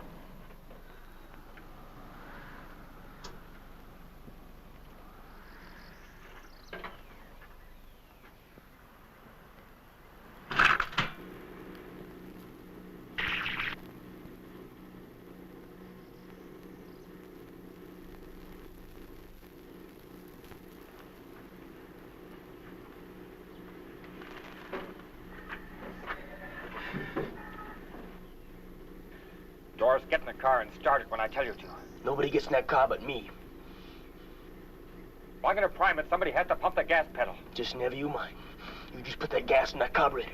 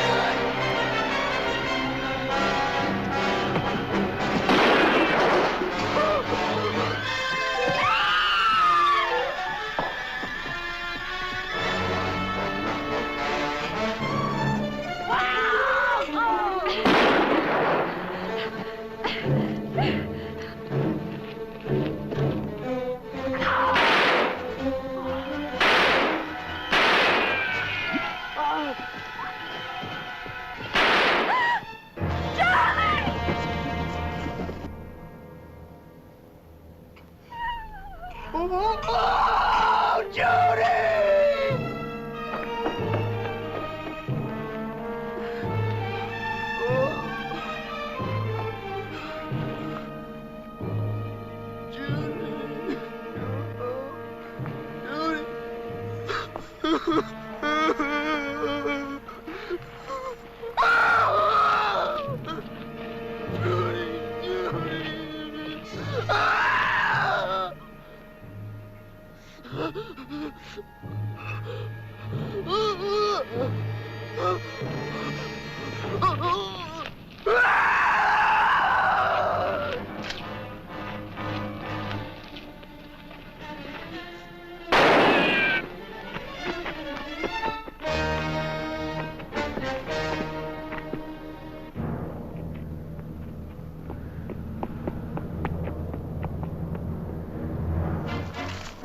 I know you're hiding!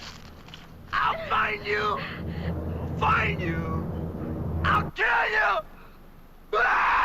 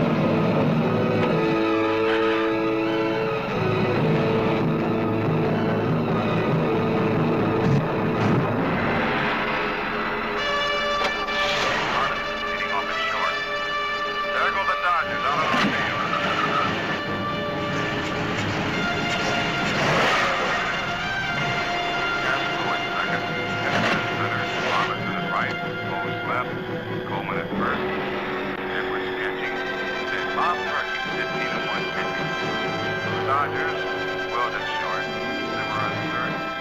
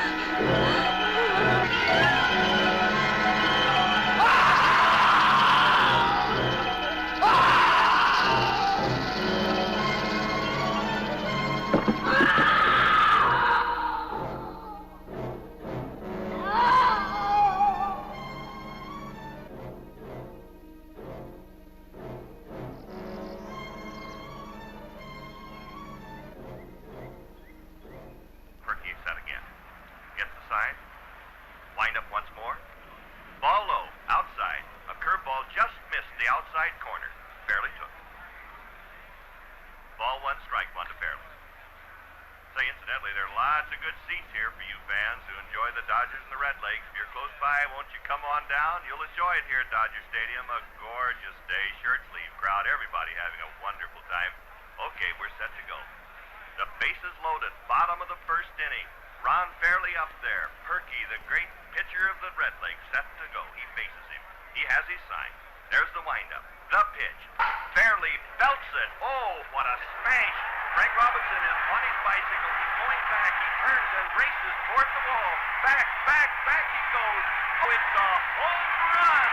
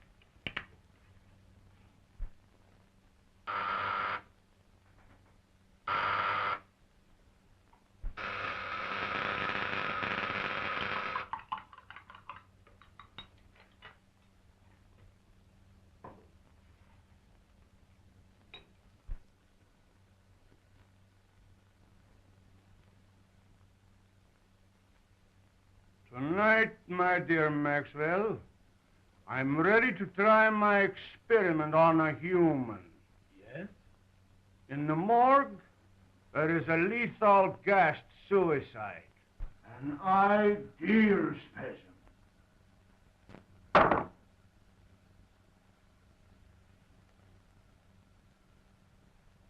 Have you made arrangements? No. You know I do not work under prying eyes. You will find a way for me to work without detection. It is your chance to show me your gratitude for my generosity and protection. I will never forget what you have done for me, and will do anything to help you. But the morgue, dead people. Suppose we should be caught.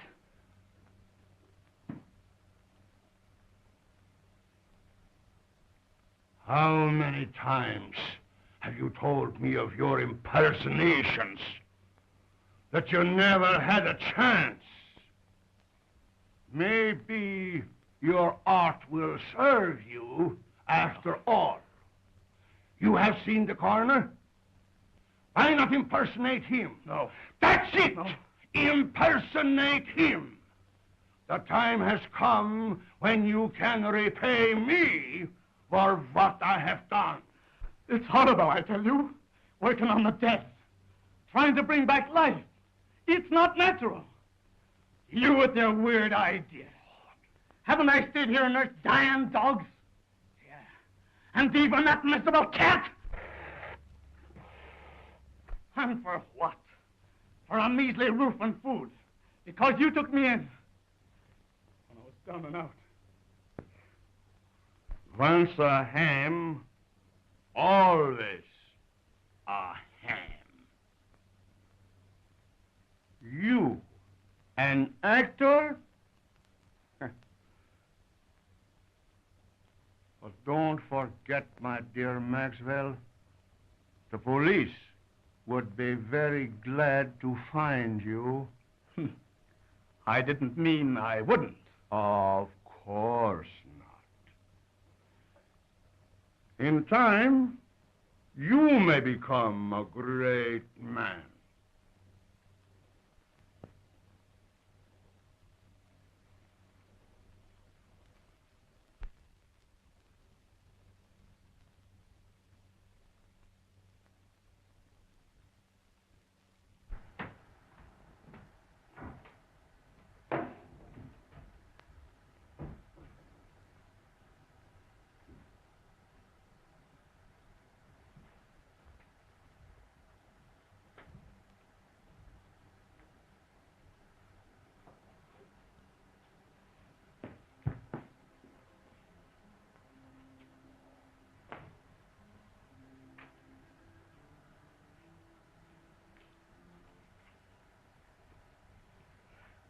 This is the one. Here!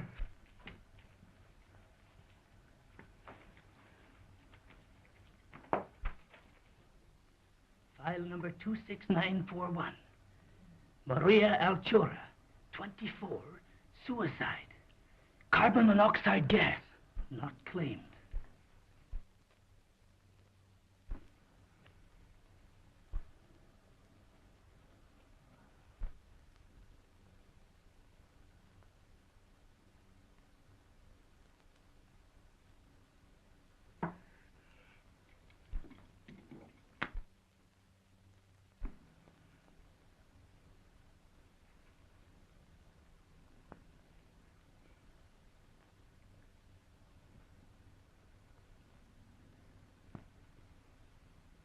Perfect. But we'll have to work fast.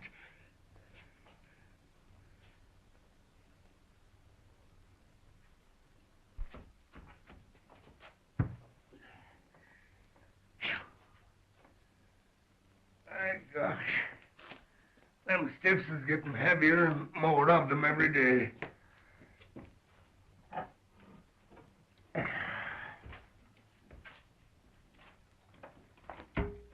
Between the gangsters and the auto drivers, we don't need another war to carry off the population.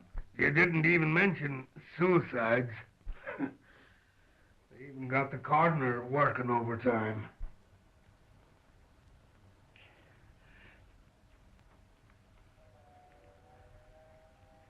Say, did you see the Butte that come in today? Did I?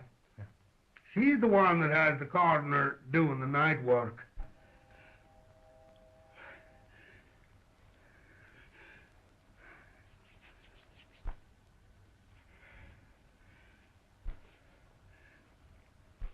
What? Special autopsy? Must be.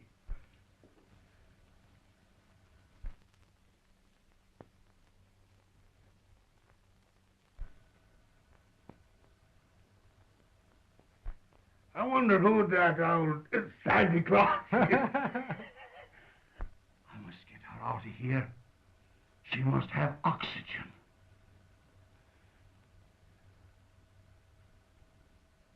Oh. Unlock the side door and back up the cart. But watch out for the guard. And as soon as he's out of the way, we'll take her out of here.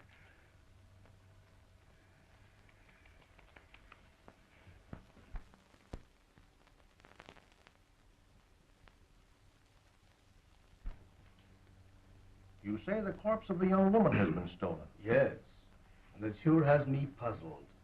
Why, Mike thought I took it. I'd have swore it was the coroner himself.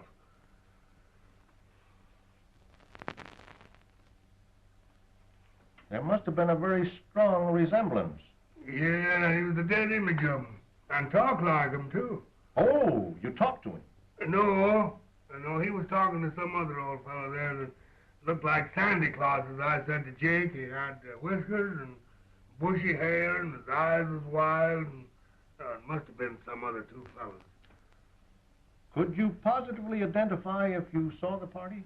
I wouldn't swear to anything now after being so sure to the coroner. You know, Mike's description is very much like your friend Meyer Schultz. Tell me, have you seen him of late? Well, why, Dr. Meyer Schultz is really a great research scientist. Why, he has formulated some amazing methods for preserving gland extracts in the most potent state. He's no body snatcher. Well, doctors and scientists often have some queer things in their mind. Anyway, I'll look into it. Go easy, Jones. I wouldn't like to offend the doctor. Don't worry. I'll do nothing to embarrass you. Thank you.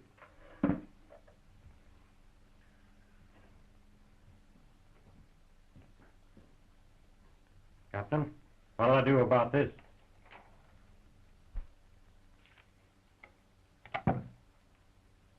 Collins, see if you have anything there on Don Maxwell.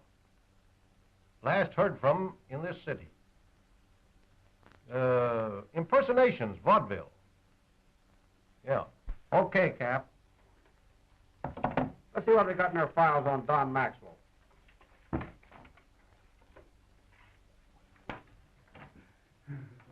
With 24 hours complete rest, she will recover.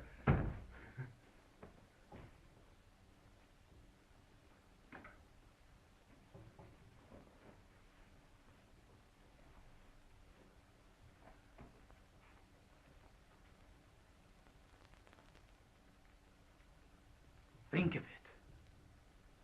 Life, like in a body that sought oblivion. It's uncanny. The possibilities terrify me. But not one word out.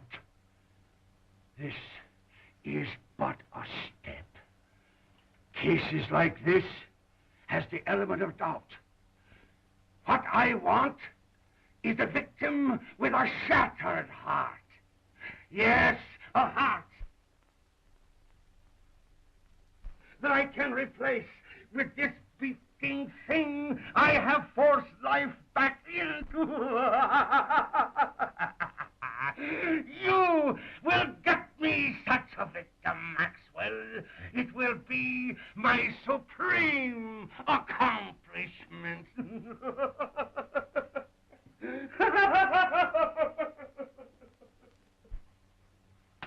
Not from the morgue. They'll get the species. I don't care where you get it. From the morgue, from the streets, the undertaker. Get one! The end will justify the means.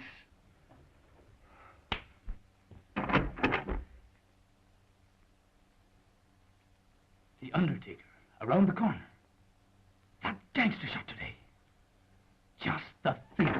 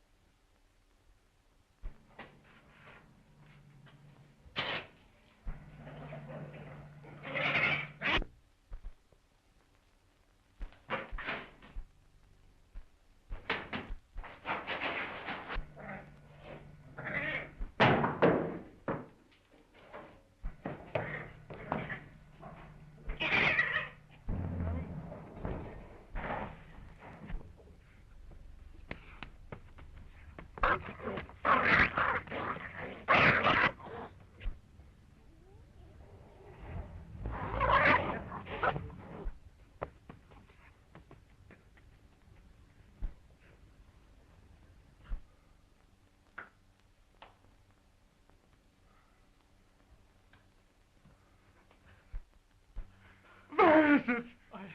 I couldn't get it.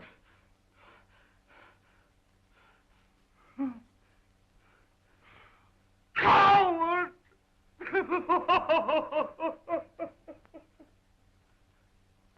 Oh, you fool! You have failed me in the greatest moment of my life!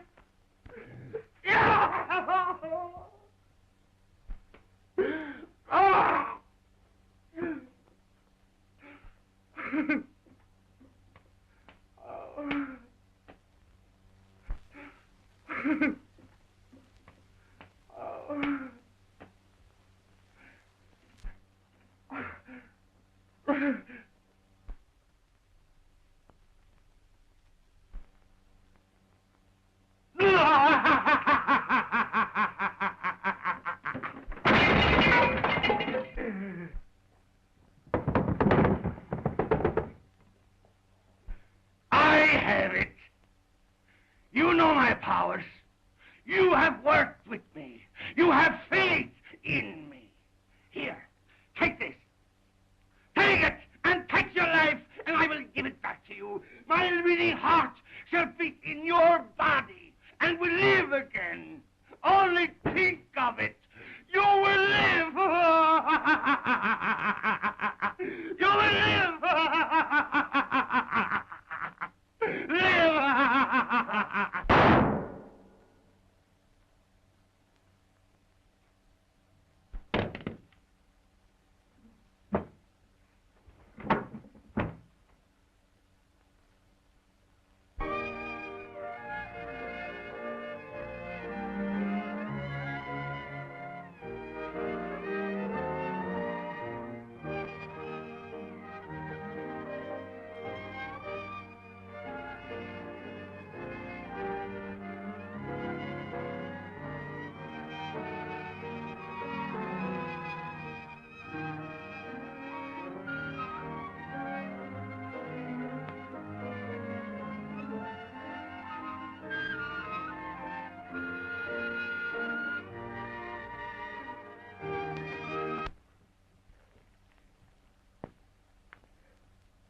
Murder.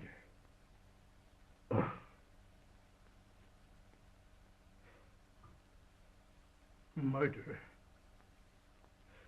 And of my benefactor. Horrible. You have so much to give the world.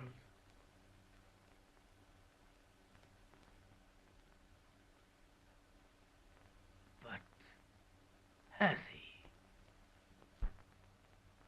Why should the unconscious peace of the dead be disturbed? Isn't the spark that moves the maggot the self-same spark that moves the man? Preserving that spark in the individual is not important. What we do with the spark while we have it is important. In Myers shows the spark is gone. In Maxwell, it lives.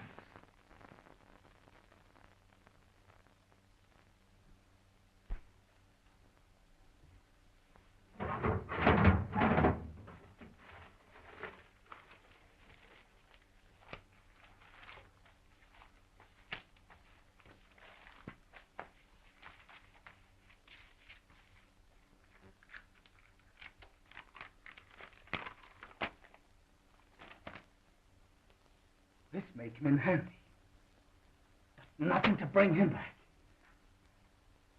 I'd better hide him.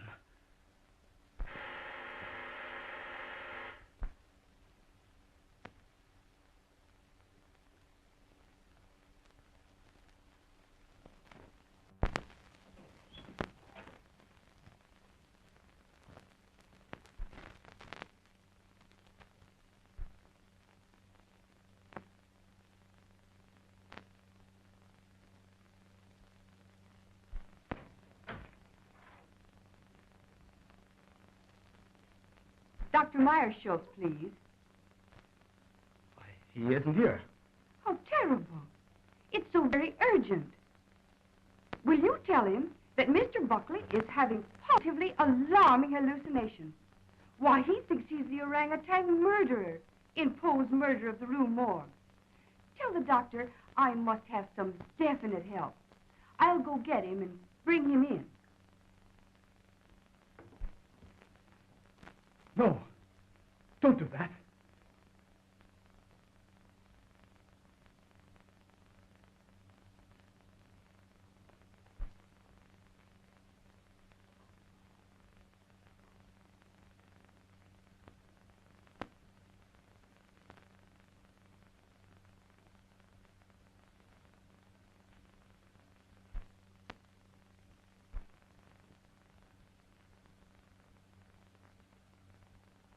Myers-Schultz would be missed. Maxwell never would.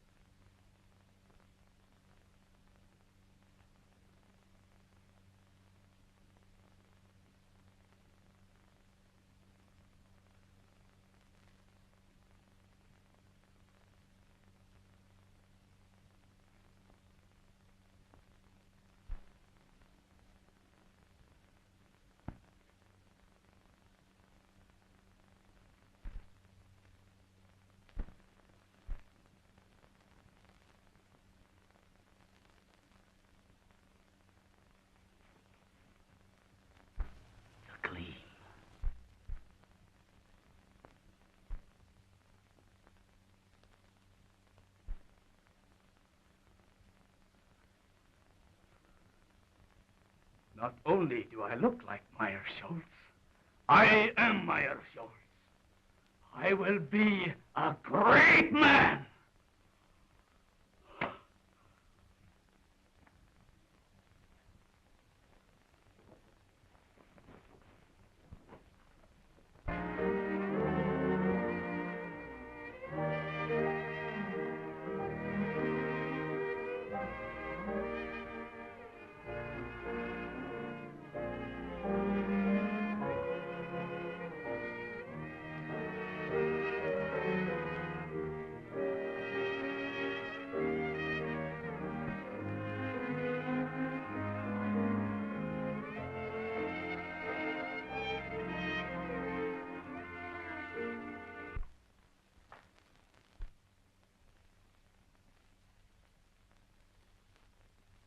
I'll give him a shot to relieve the nerve tension.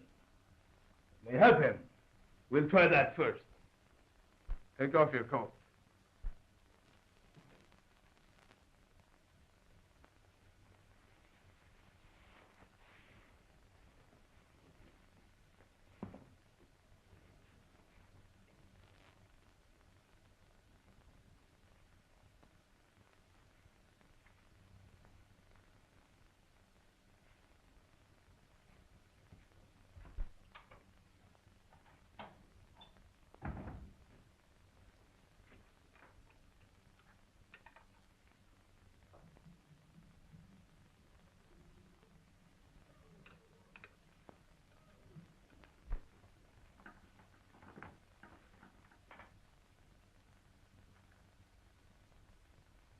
Super adrenaline. No, not that.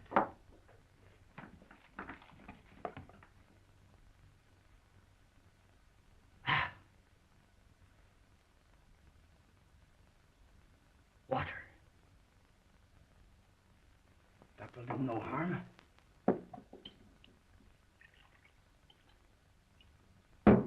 And I will be rid of them.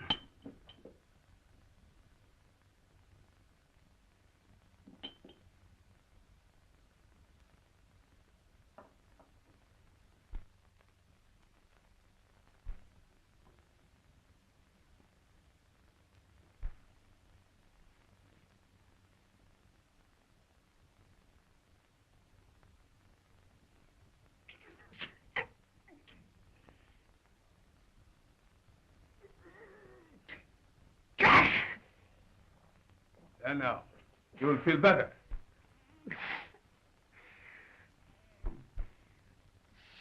Slipping. Doctor, he seems to be getting worse instead of better. Oh. Oh. Stealing through my body. Oh, creeping through my veins. Pouring in my blood. Oh, darts of fire in my brain. Stabbing me. Agony. I can't stand this torture, this torment. I can't stand it. I won't. I won't. I won't.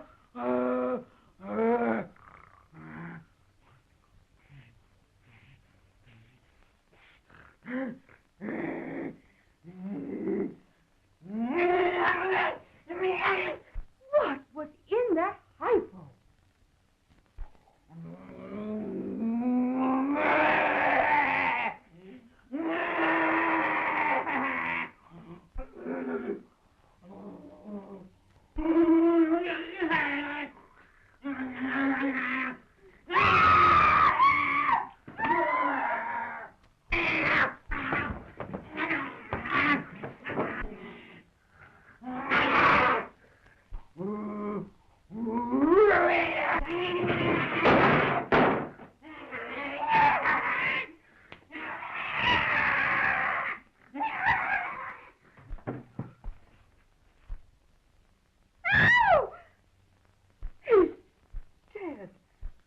Doctor, what have you done?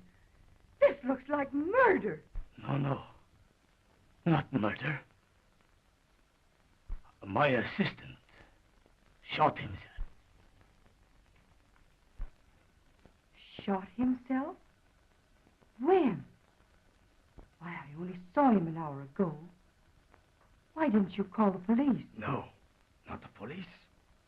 I wanted to bring him back to life. I wanted to experiment on him.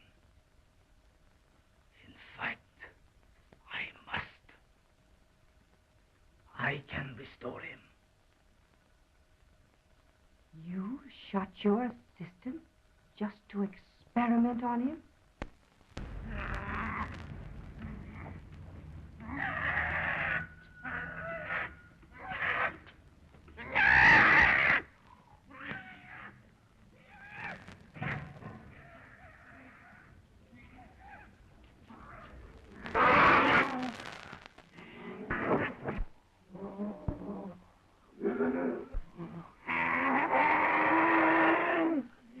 Dr. I have often heard of your uncanny experiments, but this tops them all. But I think we speak the same language. Am I right? Well, I just don't get what you mean, same language. We have a common interest. When you bring your assistant back to life, his mind will do as you direct. You can do the same to Buckley. Then he will do as I direct.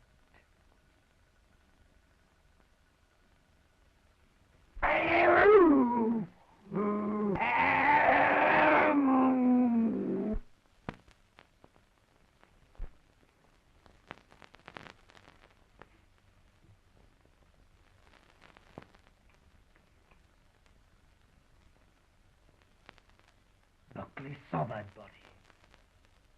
The police. If they should come, I must bring him back.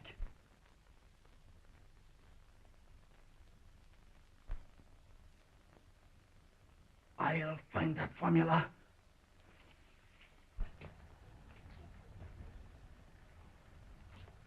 Kitty, kitty. Kitty, kitty, kitty, kitty.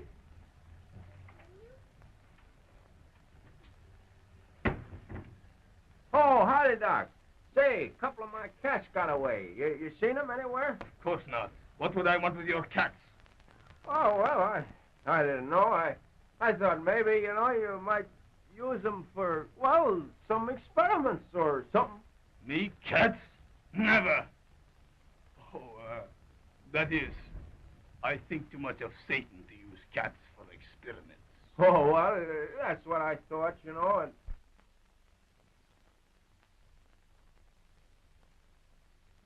Well, no harm meant, Doc. Well, so long.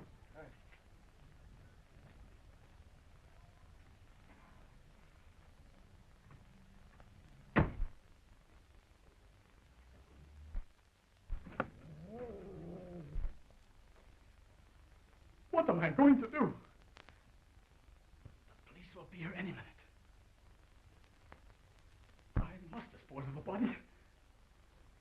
I'll hide it. I'll burn it. No, I can't do that. The basement.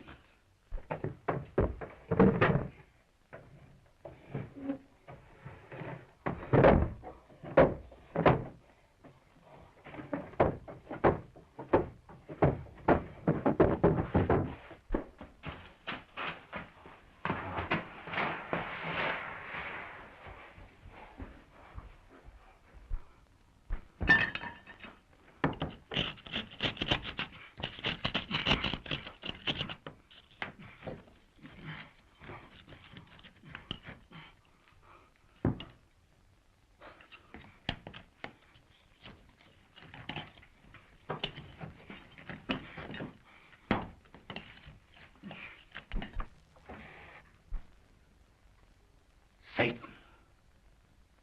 the gleam. You wretch, stand between me and salvation, will you?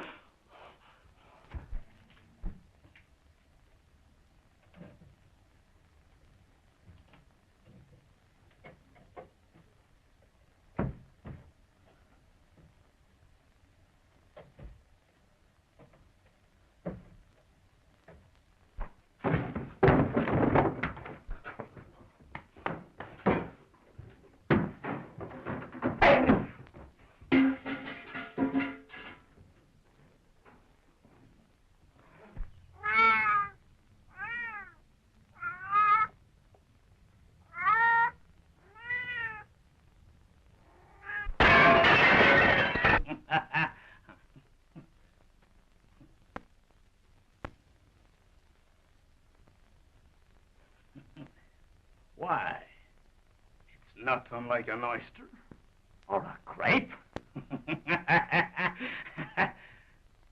But the gleam is gone.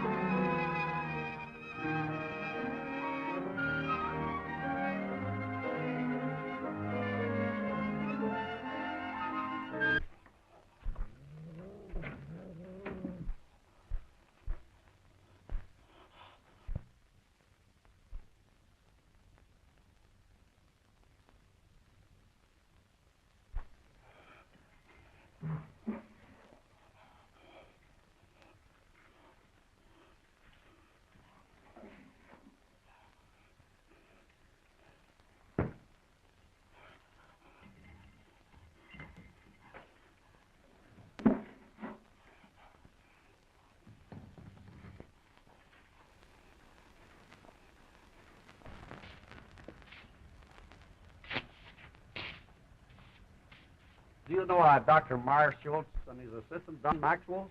Sure. They're sort of queer, I'd say. There's lots of queer goings on up there. Why, they even brought a dead dog back to life once. Well, that sounds very remarkable to me. It may be, but to my notion, those that monkeys with what they got no business to gets queer sooner or later. Maybe you're right. I know I am. Why, I even heard a shot up there last night. Why didn't you notify the police? That's their business, not mine.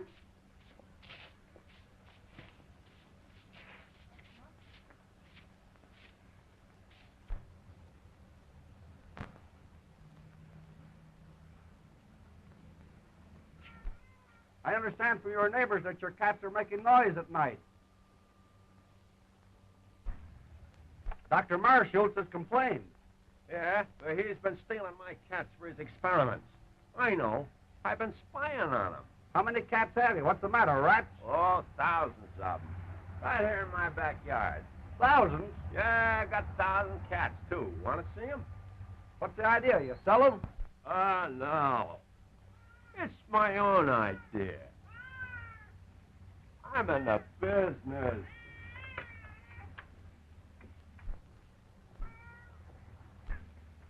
For business. Oh, I see. Cat's fur. You'll get it quick. Where do the rats come in? You ain't as quick as I thought. Look. You see, I figured out that rats breed faster than cats. And cat skins makes good fur. Cats eat rats. And rats eat raw meat. That is, they eat the carcasses of the cats. So, the rats eat the cats eat the rats, and I get the skins. Well, rats eating cats? Well, that is news. Simple, ain't it?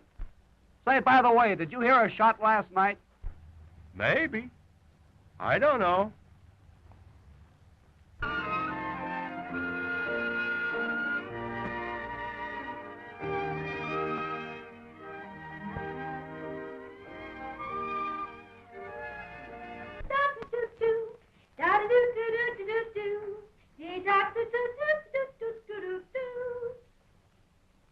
Hey, Maisie, we know you're hard-boiled. You don't have to stay in the water 30 minutes to prove it. Oh, let me alone. I may not be decent, but I'm sure gonna be clean. Say, if anyone is entitled to the first place in that bathroom, it should be me. Didn't I sign the register and welcome you all as secret guests?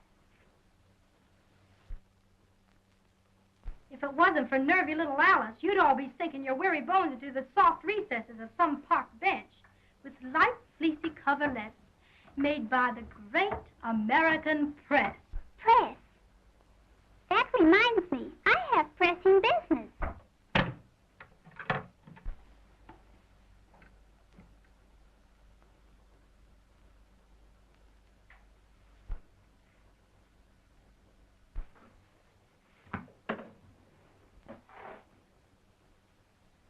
Here's one for the book.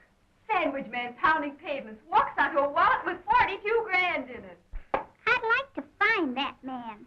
Maybe we could sandwich him in. Can you imagine? The darn fool turned it in. His head must be a jelly bean instead of what they thought it was. Well, it sure was soft, all right. But would it be soft to land on 42 grand? Yeah, but listen, after he turned it in, people made such a fuss over him that he went nutty. Thought he was the Almighty in person. So that's what being honest gets you. A nice, soft, padded cell in the bug house. La cucaracha, la cockroacha, dum-da-da-da-da-dum. It's pretty tough. Imagine the poor guy. I'll bet nobody noticed him all his life. And then? Say, wasn't there some guy in history that spent all his life looking for an honest man? Sure, in his day, men were men. But today, they're too scared to be anything but honest. Yeah, but a brave guy can sure get away with plenty. Say, you must have been reading the papers. Or maybe you've been drinking crazy water and your head's wiggling. Be yourself, Alice. Playing the heavy don't suit you. Oh, it's getting me down. Always broke and never a break. Why don't you ditch that ham and pick yourself a rich husband? Rich husband? I've heard they come that way. Not very often. Often enough, but not our way. Oh, the girl has brains. We don't have to put a zipper on her skull to prove it either. Alice, listen to this. John Maxwell, personality impersonator, gets lucky break. Why, that's your husband, ain't it? Pipe down, will ya? Let her read it. By queer quirk of fate, actor falls heir to a strange getting a state. This paper is trying to find him. He used to be around in vaudeville days, but we haven't heard much of him lately. The lucky ham. From now on, he'll have the company of a good egg. Will wonders ever cease? Say, I wonder if he's still with that goofy professor. He's inherited a fortune.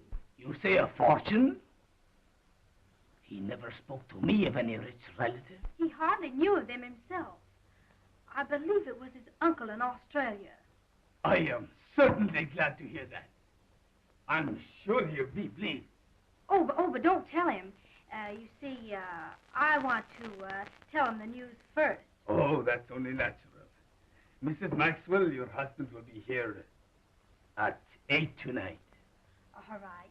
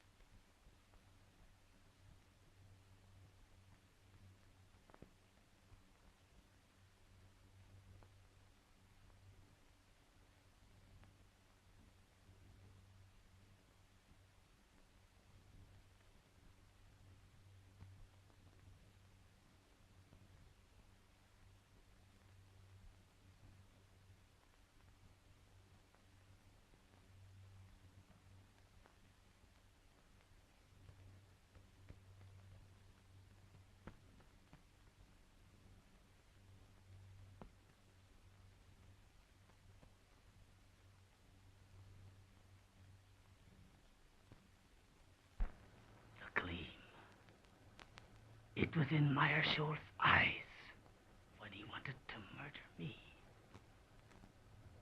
It was in Mrs. Buckley's eyes when she wanted to murder her husband. Alice had the gleam in her eye when she wanted to find me. She'd murder me. That's what she wants to do. I must get rid of her.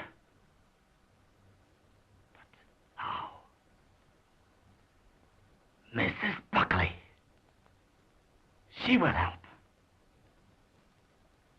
She must help. Oh, we are lost. You are right. But before I can get him back here, you will have to help me. Mrs. Maxwell is crazy and will be here any minute. She thinks that I murdered her husband. Wants to turn me over to the police. We must keep her subdued till I can get Buckley. Down in the basement is a secret vault. We will put her down there. You quiet her by jabbing this in her arm. And in the meantime, I will go get Buckley. It sounds all right. Except the fact she's crazy. It seems to me she has the right idea. So you feel that way, too? Stay in there. I'll call you when needed.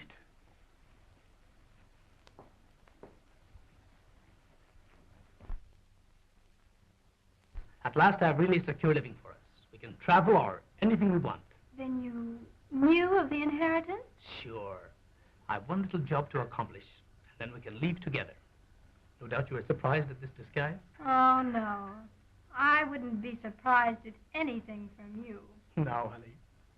You were here in time to help me. I knew there was a catch in this someplace. But spill it. In the other room, I have a crazy woman I've been treating. Ha ha! So you've been treating. Quiet, will you? Now, this is serious. Our lives are in danger. What do you mean, are? That's what I said. Now, listen to me. I want you to help me take this woman downstairs. I'll give her a shot. Then you take care of her till I get help.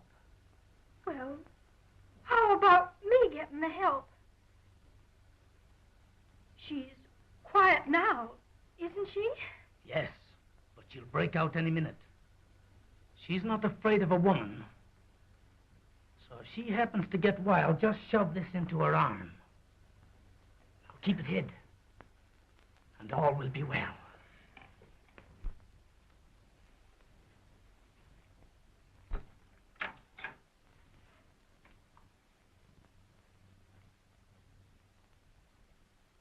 All right, Mrs. Buckley. We will go downstairs now. I have a special treatment room there.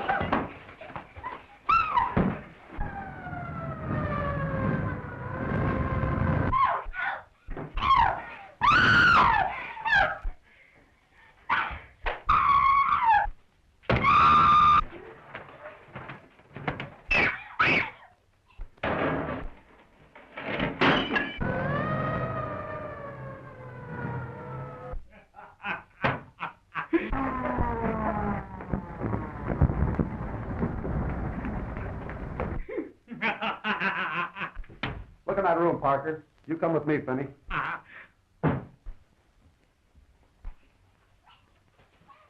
I've got orders to search this place and take everyone in it down to headquarters for questioning. What is that? Nothing. A couple of my patients having a little argument. Take me down there. It won't do any good. There are a couple of would-be murderers fighting it out. Man, you're crazy. What kind of a place is this? Oh, I'm crazy, am I? Well, let me tell you something.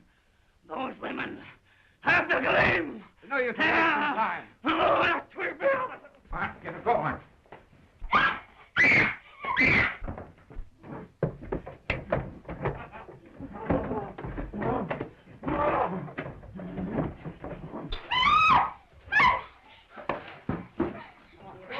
Quiet down.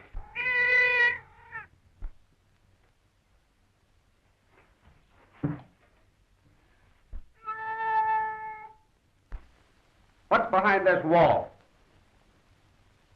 Finney, tear this wall down. Murderous Satan. The Rex that ate my so fired. He still has the gleam.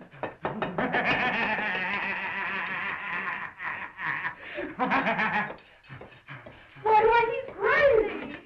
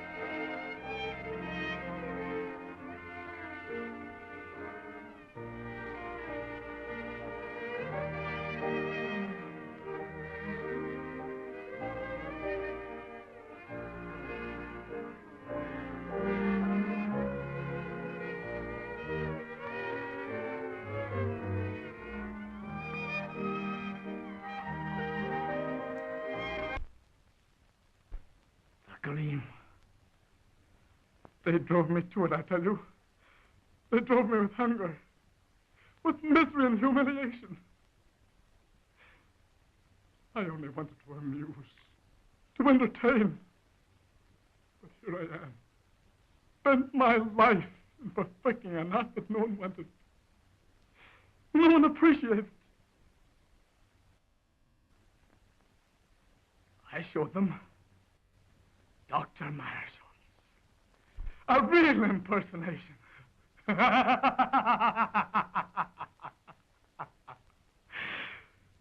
Myersholz, my supreme impersonation.